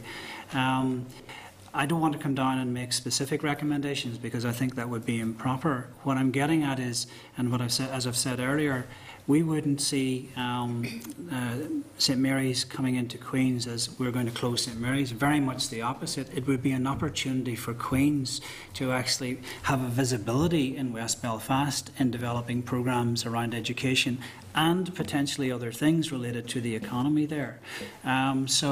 I don't want to get into specifics because that's where we need to have more debate as to what it would look like. So some aspects would be still present in St Mary's, some would be on the Stranmillis campus.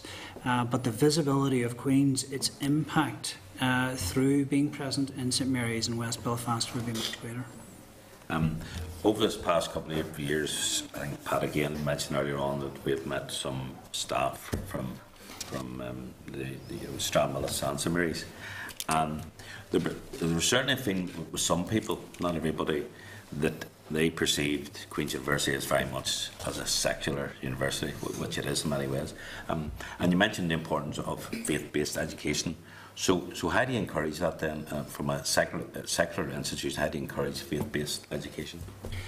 Well, maybe I'll turn to my colleagues, but I'll just give you my view is that you embrace it. In other words, you actually have defined courses, as we already do within our School of Education, related to religious education, preparing people to teach in the Catholic secondary school sector.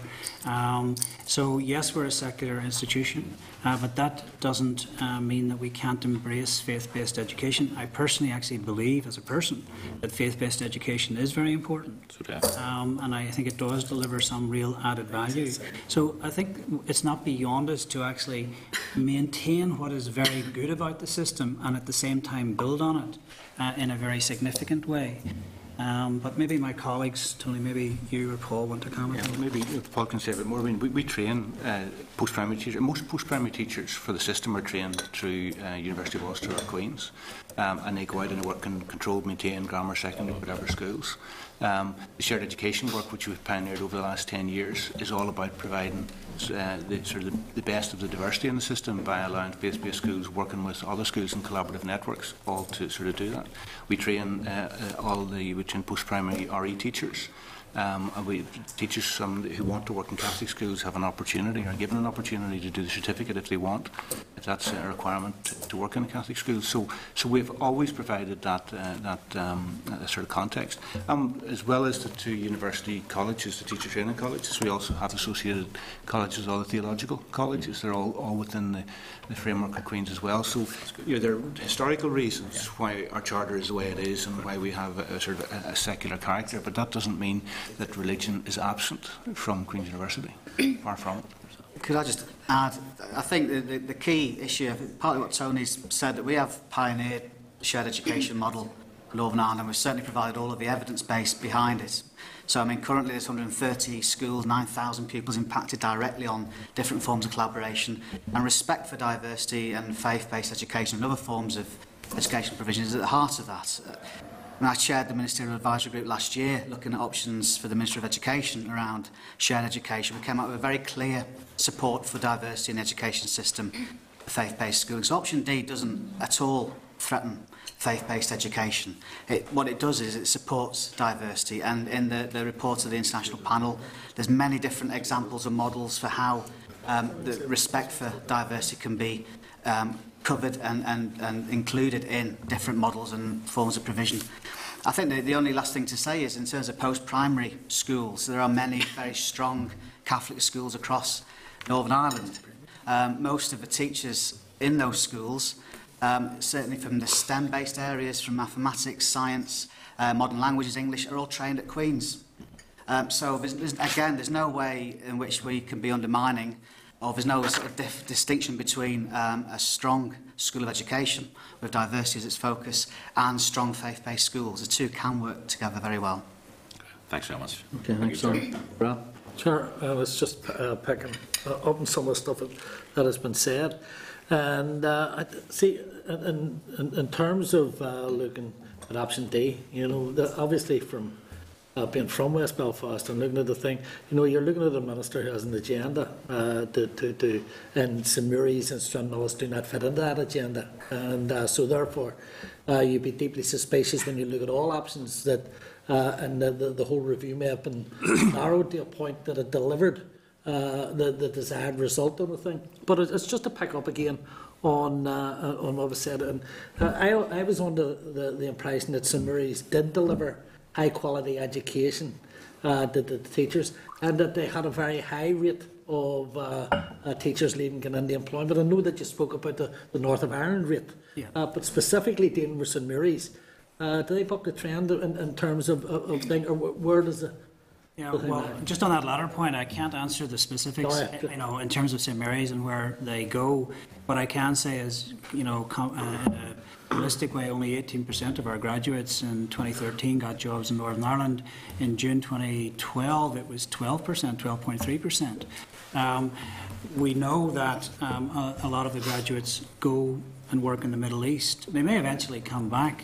We also know that over 300 people who've been trained in GB end up working here, and so we have a system right now that's not serving our, in my view, teachers very, very well, because we're not, first of all, attracting the very best and brightest, partly because they actually have a low chance of employment, at least in Northern Ireland initially, in my view, and I think that's one of the real reasons. On the quality issue, you're absolutely right. The quality is good, and the QAA assessment has said that. What we're getting at is international best practice, and also the quality that goes beyond ticking a box. It's where you actually get to excellence. So you go from the level of competence and being good to the level of excellence. And that's what really is behind my commentary and the university's commentary, is we're missing that trajectory toward excellence. Why? Because we don't have the critical mass. We have a distributed model that's not integrated. It isn't underpinned by best practice, international best practice. It doesn't align with what's happening very closely around us in GB and in the Republic of Ireland. We are not necessarily seeing the returns in terms of the impact of that education system, particularly in the post-primary sector. He's saying then that you will only be able to deliver that critical mass if St Mary's becomes part of. I'm actually not focusing the argument at all in terms of any institution, including Queen's. I am saying that the best option for Northern Ireland and for young people and for teachers of the future here, indeed for our economy, is to have a single institute of education, no matter where that is, integrated into a much wider framework. Okay, thanks, Phil. Alistair? Thanks. You've talked about your favourite option is option D, a single institute for education. I understand the reasons for that and would agree with some of the rationale you've given us.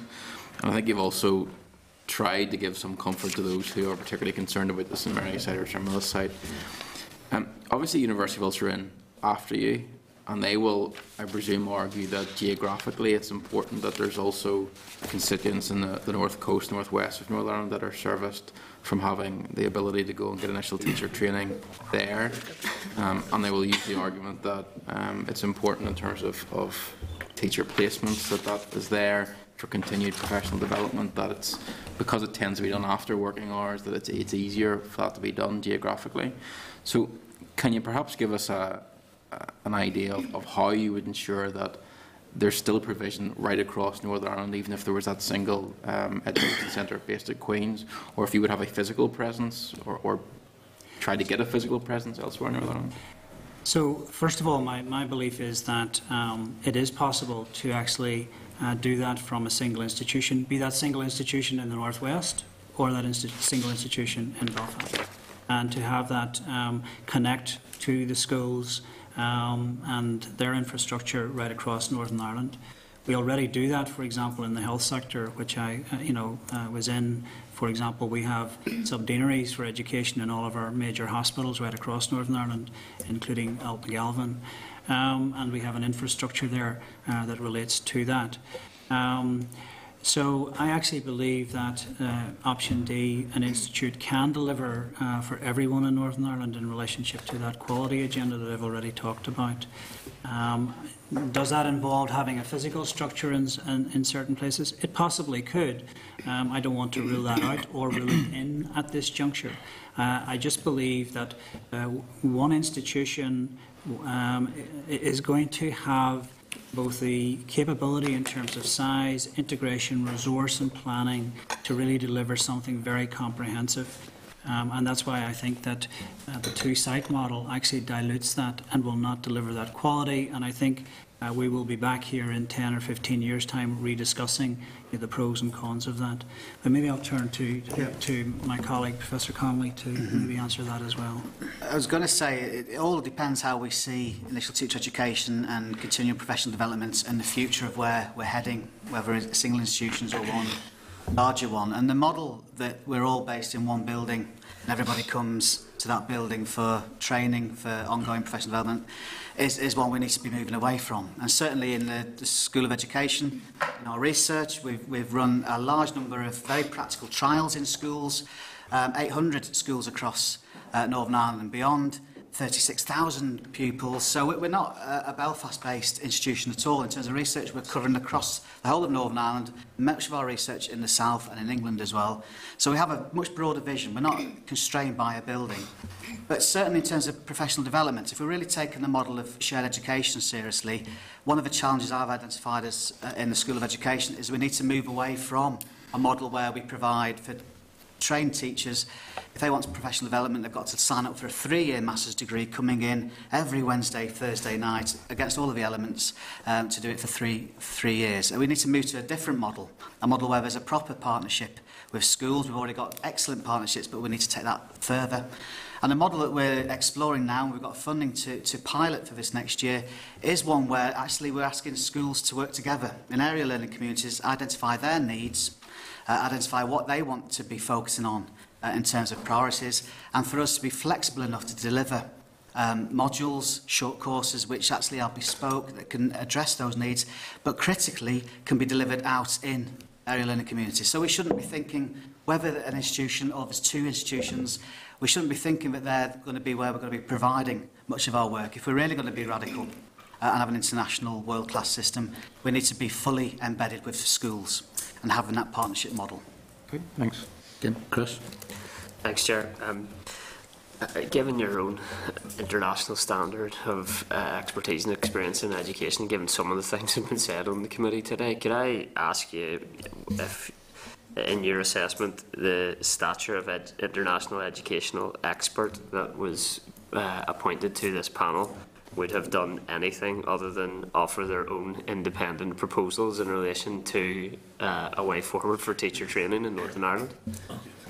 Well, as I've already said, my own view is that I only met the panel, because as you all know, I've just been appointed recently, but I only met the panel at the point where they delivered their report. I formed the impression that they were absolutely neutral in terms of any preconceived idea of where this might go. They very clearly, very comprehensively analysed every aspect of the system. The report, in my view, is outstanding in that regard. It did look at best practice right across the world, and those examples are cited there. And I think they're very important examples. And they also presented 4 options. So I think they presented a very insightful and balanced report, and I don't think that they were, personally, I don't think they were swayed by anyone. But maybe, yeah, I mean, just to add to that, I mean, the panel themselves are an incredibly distinguished group of experts in education, and Pasi Sahlberg is probably the leading commentator in education reform in the world at the moment. He was a key figure in the Finnish education system, and for a number of years now has been literally going around the world talking to people about how the Finnish system is organised and why it was come on top in the all the international league tables in every school performance. He's currently a visiting professor in Harvard. He advises governments all over the world. I mean, this is someone who, to get someone of that stature to take the time to look at our system, I think was a real bonus, a real plus. And I think there's absolutely no question. People of that stature looked at our system with a fully independent mind and an incredibly informed perspective. Could I just say that the stature of everybody else on that panel as well, they're not people that are going to be dictated to by the chair, however international they are. You know, you've got John Furlong from Oxford University who's done reviews again round the world. He's just come back from Hong Kong looking at that system. So there's an eminent set of people on that panel. And the thing to stress really is that their report isn't just their own views. They do report on the evidence internationally. And a fair amount of that they've reported on are the findings from the British Educational Research Association, BERA, who have just conducted over the last couple of years a major review of teacher education and the place of research within that and future directions. And they quote those. The findings from that independent review is very much part of what was put forward by the panel. So it isn't simply one person dictating to everybody else or one person having their own view. It's very much grounded in a very objective international view of the situation. I think it's helpful. That's helpful information, Chair, as a relative layperson in relation to education expertise. I think certainly not unbiased on the thing. Well, okay, I'll try to remain constructive, Chair. Given some of what's been said this morning, I think it is important to remember the standard of work that has been presented to the Executive and the Assembly to give full proper consideration to in order to, improve and reform matters. I haven't responded too much to some of the political attacks here today, Chair. I'll probably just leave it that way, to be honest. Thanks. Frog, do you want to again?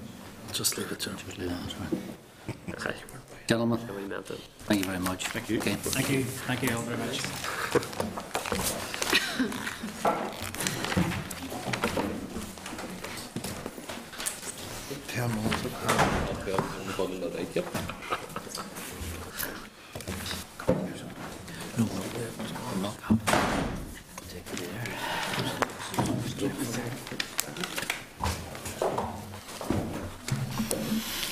Okay, members, moving on to our fifth and final briefing on the review of teacher infrastructure.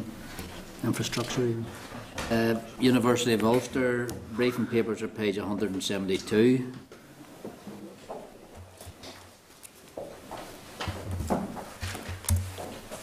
And could I just welcome Professor Richard Barnett, Vice-Chancellor, and Dr. Samuel McGuinness, Head of School of Education Designate. Gentlemen, you are very welcome and thank you for coming along this morning, afternoon. Thank you, Chair. It's good to see you all once again. Over to you, Richard. We're ready. Very well. Good morning or good afternoon, ladies and gentlemen. We've met before. I'm Richard Barnett, Vice-Chancellor. If I could just introduce Sam McGuinness. Sam is the head of our School of Education, who I don't think you've met before. Has a teaching background, which is important in our ethos of teacher education, that people have actually done it themselves. We're involved in the education, a chemistry teacher, former head of Cookstown High and Limavady Grammar School, and it's joined us as head of education. So I'll go through the presentation, and Sam and myself will answer your questions. And Chair, members of the committee, we do welcome this opportunity to meet with you. This is an extremely important issue that you have before you, because it's an issue that fundamentally is about providing the best opportunity for all of our young people. And I commend the report that the expert panel has produced. It is an excellent report. It's an excellent report because it starts with principles. It starts with principles about what it is that should be in teacher education to provide a world-class education for our students. And I think it's important for all of us to focus on those principles. To be blunt, if we start the conversation about institutions, be it about the University of Ulster, Stranmillis, Queen's or St Mary's, we will be missing the point.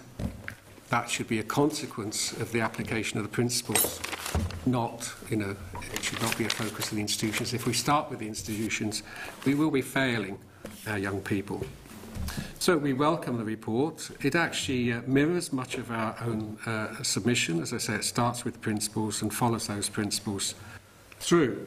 We also commend the report in the sense of the weaknesses that it outlines in terms of our present system. And there's one issue there that we don't think it covers, which is important, which I'll come to.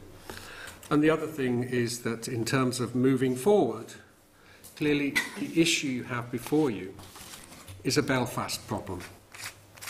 There is not a problem in the North West, and issues in Belfast should not delay us just moving forward elsewhere.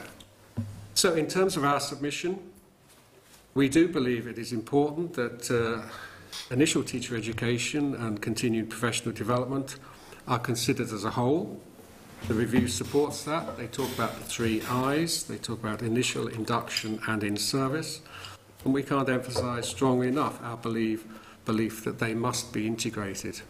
If you just consider initial teacher education without combining the other, you'll be going off at half-cock, and you will not be serving our young people well. It is amazing that there is CPD, but teaching is almost unique as a profession, that once you're qualified, you can go through your career with no systematic professional development. I mean, what would you say if your son or daughter or grandson, granddaughter was ill, and they're going to see a doctor in their 50s who'd had no proper training since they qualified in their 20s? That's the system we have. We put our young people in the hands of such people. Many teachers do, and they're excellent teachers, but there's no requirement of a professional body of teaching. So unless we consider the two together, we're not actually providing the best possible service. We also that teacher education must be based on an equal partnership. That's an equal partnership between the providers and the schools, and that's reflected in that. And also that the part of the provision based in the provider and the schools, the clinical education, must be given equal weight.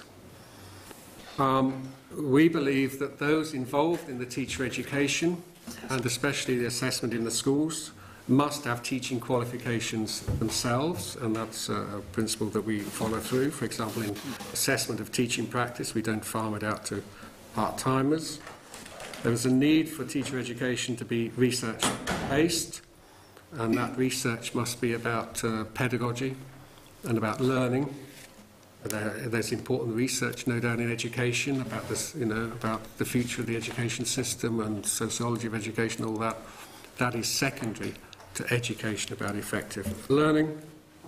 And there's a need for our teacher education to be pluralist, and that's recognised in the report, and that can be achieved, and that is achieved throughout the world in various ways. We also believe that there can be a concurrent entry and a consecutive entry PGCE or BD route. And you'll see, and I won't, in our submission you have, and I won't go through it, the 5 principles that the expert panel set out that should govern the organisation of teacher education.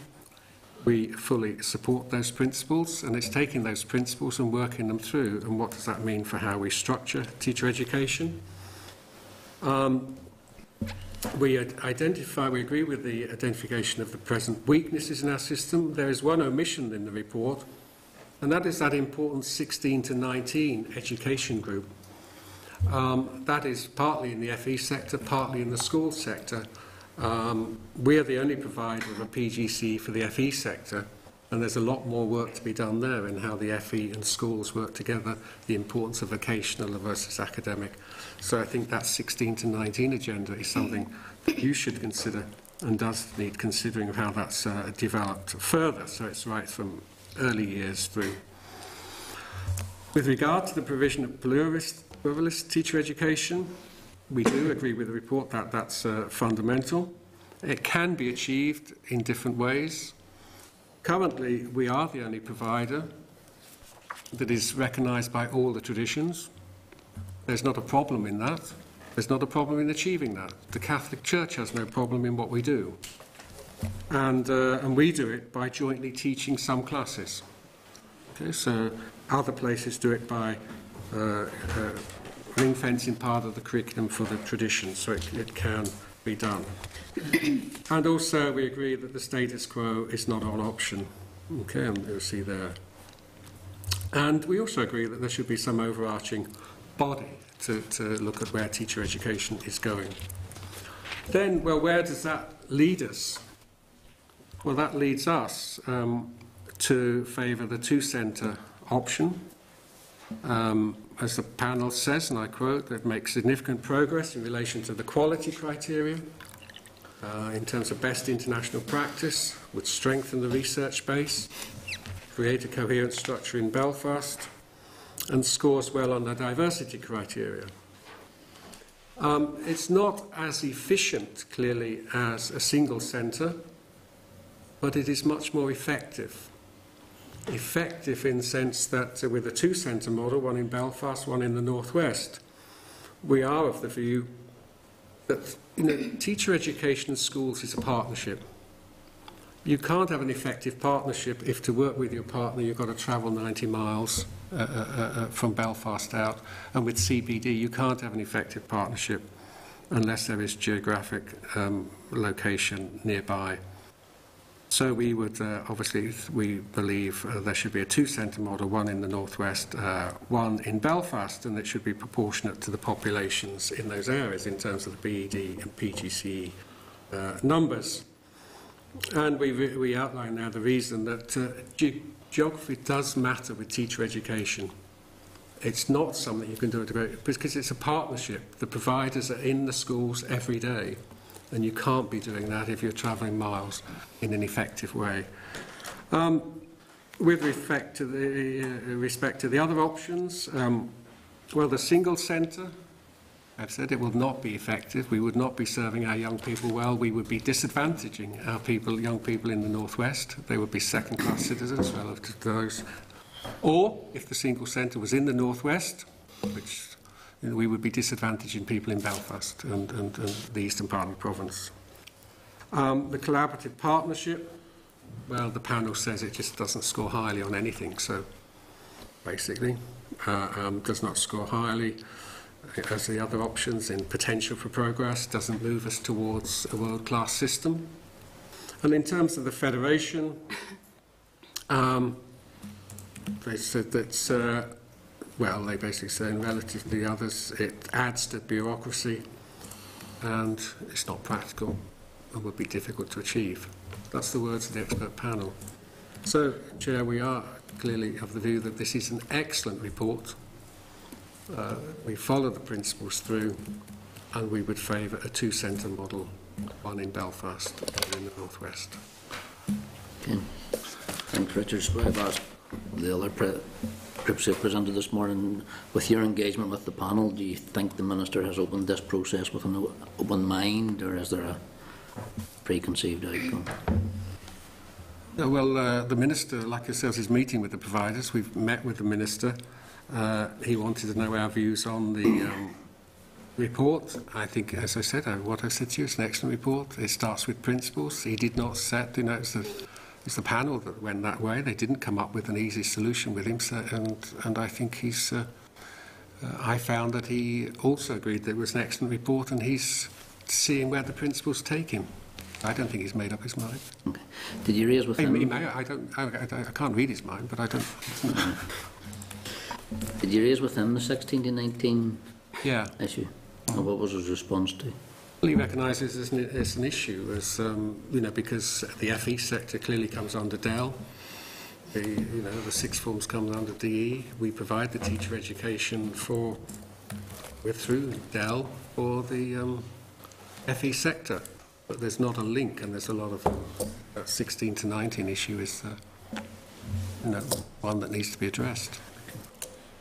Can I ask that you're obviously favouring the two-centre model?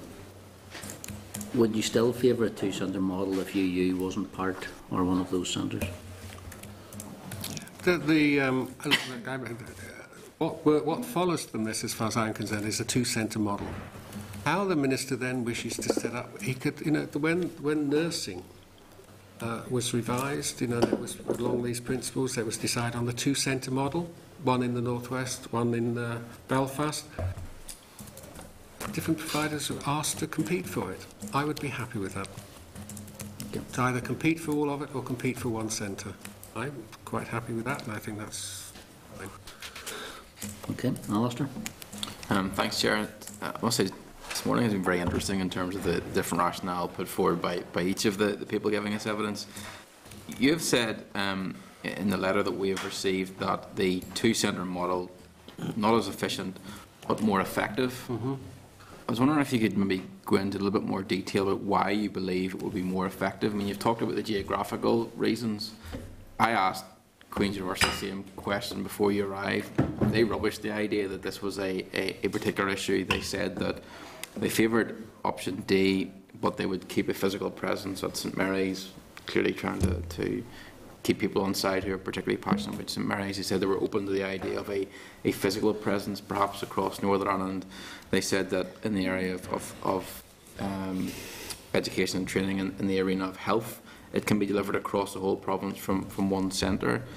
So I was wondering why you believe that it would be more effective on the two-centre model.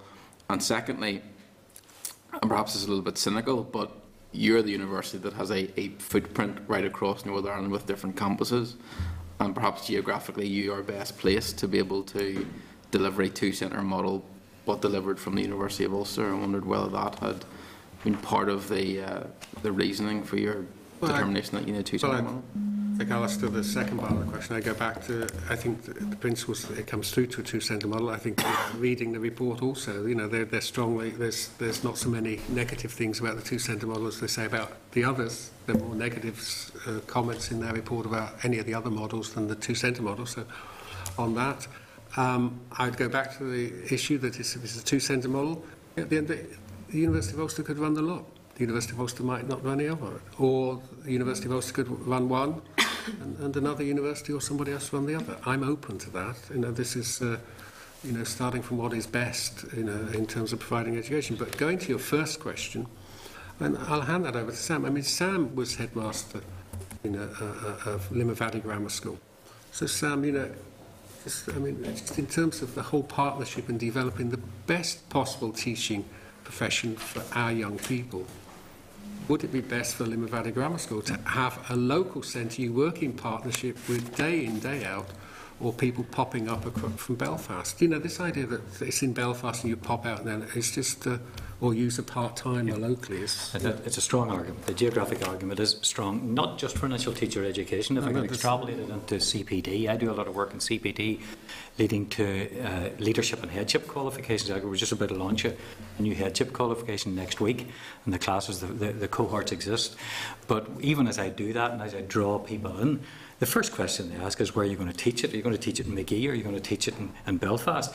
And I've got people from Hazelwood Integrated, St Pat's, Bernagia, they're all coming, and they say, well, I finished school at 3:30. I need to move to the twilight sessions that I teach, and it needs to be close to me. Similarly, up in Derry, I have a Magee cohort going. So the great geographic argument applies not just to ITE, but to the rest of it. And that's a strong strand in our argument anyway, that we need to take it. We need, and I was delighted that Salberg and his committee lifted this and said this goes beyond ITE, this goes into the rest. As the Vice-Chancellor referred to, you could not be in any other profession and escape CPD for really the rest of your life. So that it's a terribly important argument, and it's growing. Schools want CPD because of the situation with CAS now. You're aware of it, that it's virtually gone, that they're coming to us and saying, can you help us? So I hope that answers the question. Okay, thanks. Okay, Alistair. Pat? Yeah, good morning. You're very sorry I had to skip out for a few minutes. Clearly, I'd be wrong to dismiss a two-centre model that would have a huge advantage for my own constituency. But just to flesh out a wee bit, and some of the questions I put to Queen's. Under this model that's proposed, would you see any dilution of the ethos and faith-based education, particularly that St Mary's would have in going forward in this model? Well, but you're going back and you're starting with institutions rather than delivering the principles of a pluralist education in which we protect the traditions of each faith. We do that in our school at the moment. You know, the PGCE. I mean, at the moment, just on one thing, which, you know, if you get a first-class honours degree in maths and you've got a passionate for teaching in primary school, the only place you can train in a PGC is the University of Ulster. Otherwise, you'd have to go and do a 4-year degree somewhere else. So we're the only provider for PGC primary for graduates who want to go into that. Okay, and they come to us. That's the only route in. They come to us. They do a course that all of the traditions are happy with. Now we do it that particular way. So you know, there's not an issue. And you know, Bishop Farquhar, who was the chaplain there, set it all up. The faith groups now, they look at it and they convene it. So you know, they do not have a problem with what we do. What I would say, Pat, is that whatever we have a pluralist tradition in teacher education. And the different traditions are protected. They can be protected in different ways. We do it by teaching part of the curriculum together, okay, and elsewhere you can protect part of the curriculum and for that faith-based part of the education. And I think, and what the report is saying, Pat, is it is important we protect that in the system that we have going forward. And we support that, okay, that there is learning, there is shared education, there is learning together, which is crucial. If we don't get that, we're missing something where there's shared education here. So there is shared education, but within that, there is respect and protection for the tradition of different faiths. And that can be achieved. It is achieved in numerous places. I can't see why it can't be achieved in this small place. Yeah, I'm reassured to hear that. Tell me, because I've asked others the same question, has there been any discussions with Stranmillis or St Mary's going forward in relation to the University of Ulster's preferred option? We've not official. You know, I meet Anne and Sir Desmond and people at various things, but we've not discussed things formally. No. But in going forward, for example, would you not say that it would be the optimum value to have a good discussion with them, to have them on the same page as you, if this was the option that came out as the preferred one? Well, we're happy to talk, you know, to anybody about, you know, this report came out in June. Okay, we've looked at it. We've done our response. You know, if you know, we're happy. Yeah. Can I pick it up as well? I mean, I think part of it, even with the two-centre model, obviously there'd be an overarching group who would run the two-centre model, and of course all parties would be involved in that if it went that way. Okay, thanks, Pat. Chris? Thanks, Chair. You've kind of touched on it in response to Pat's question there to a certain extent, but the report states that we maintain that all programmes of teacher education, irrespective of the tradition to which they adhere and within which they operate, should make provision for students of different faith and none to engage with each other across existing lines of division through at least the shared use of premises where possible, through mixed classes, through shared teaching and other forms of social engagement which bring students from different faith traditions into full participation in forms of activity that increase mutual understanding. So is that an approach that you think is a positive way forward for teacher education in Northern Ireland? Yes, I mean, it's one of the principles, Chris, and as I said, we fully support. This is an excellent report. I think, you know, if we're able to follow through, these are international experts in teacher education. They've looked at the best, you know, what is the best practice worldwide in teacher education? And they've come through with these set of principles. I think it's incumbent upon us all, as I said, for the best interests of our young people going forward, that we take those principles and we say, how do we deliver them here? There are different ways in which they can be delivered, but I think those principles that they set out. And that's where our discussions have to start, as I said, not with institutions. That is putting the cart before the horse, or whatever phrase you want to use. You know, it is about the principles and working them through. That is a fundamental principle of world-class teacher education. I think, you know, it would be odd if in this part of the world, with our history, we actually discarded one of those key principles of teacher education, world-class teacher education. Thanks, Chair. Yeah, thanks, Chris. Sammy? Thank you, Chair, and thanks very much for the presentation. Richard, when you started speaking earlier on, you emphasised the importance of continued professional development. I think you had said at this point in time, once someone gains the degree that could be them for life, as an example. And you also highlighted that as well. But you also said that, let me just say here, I think you said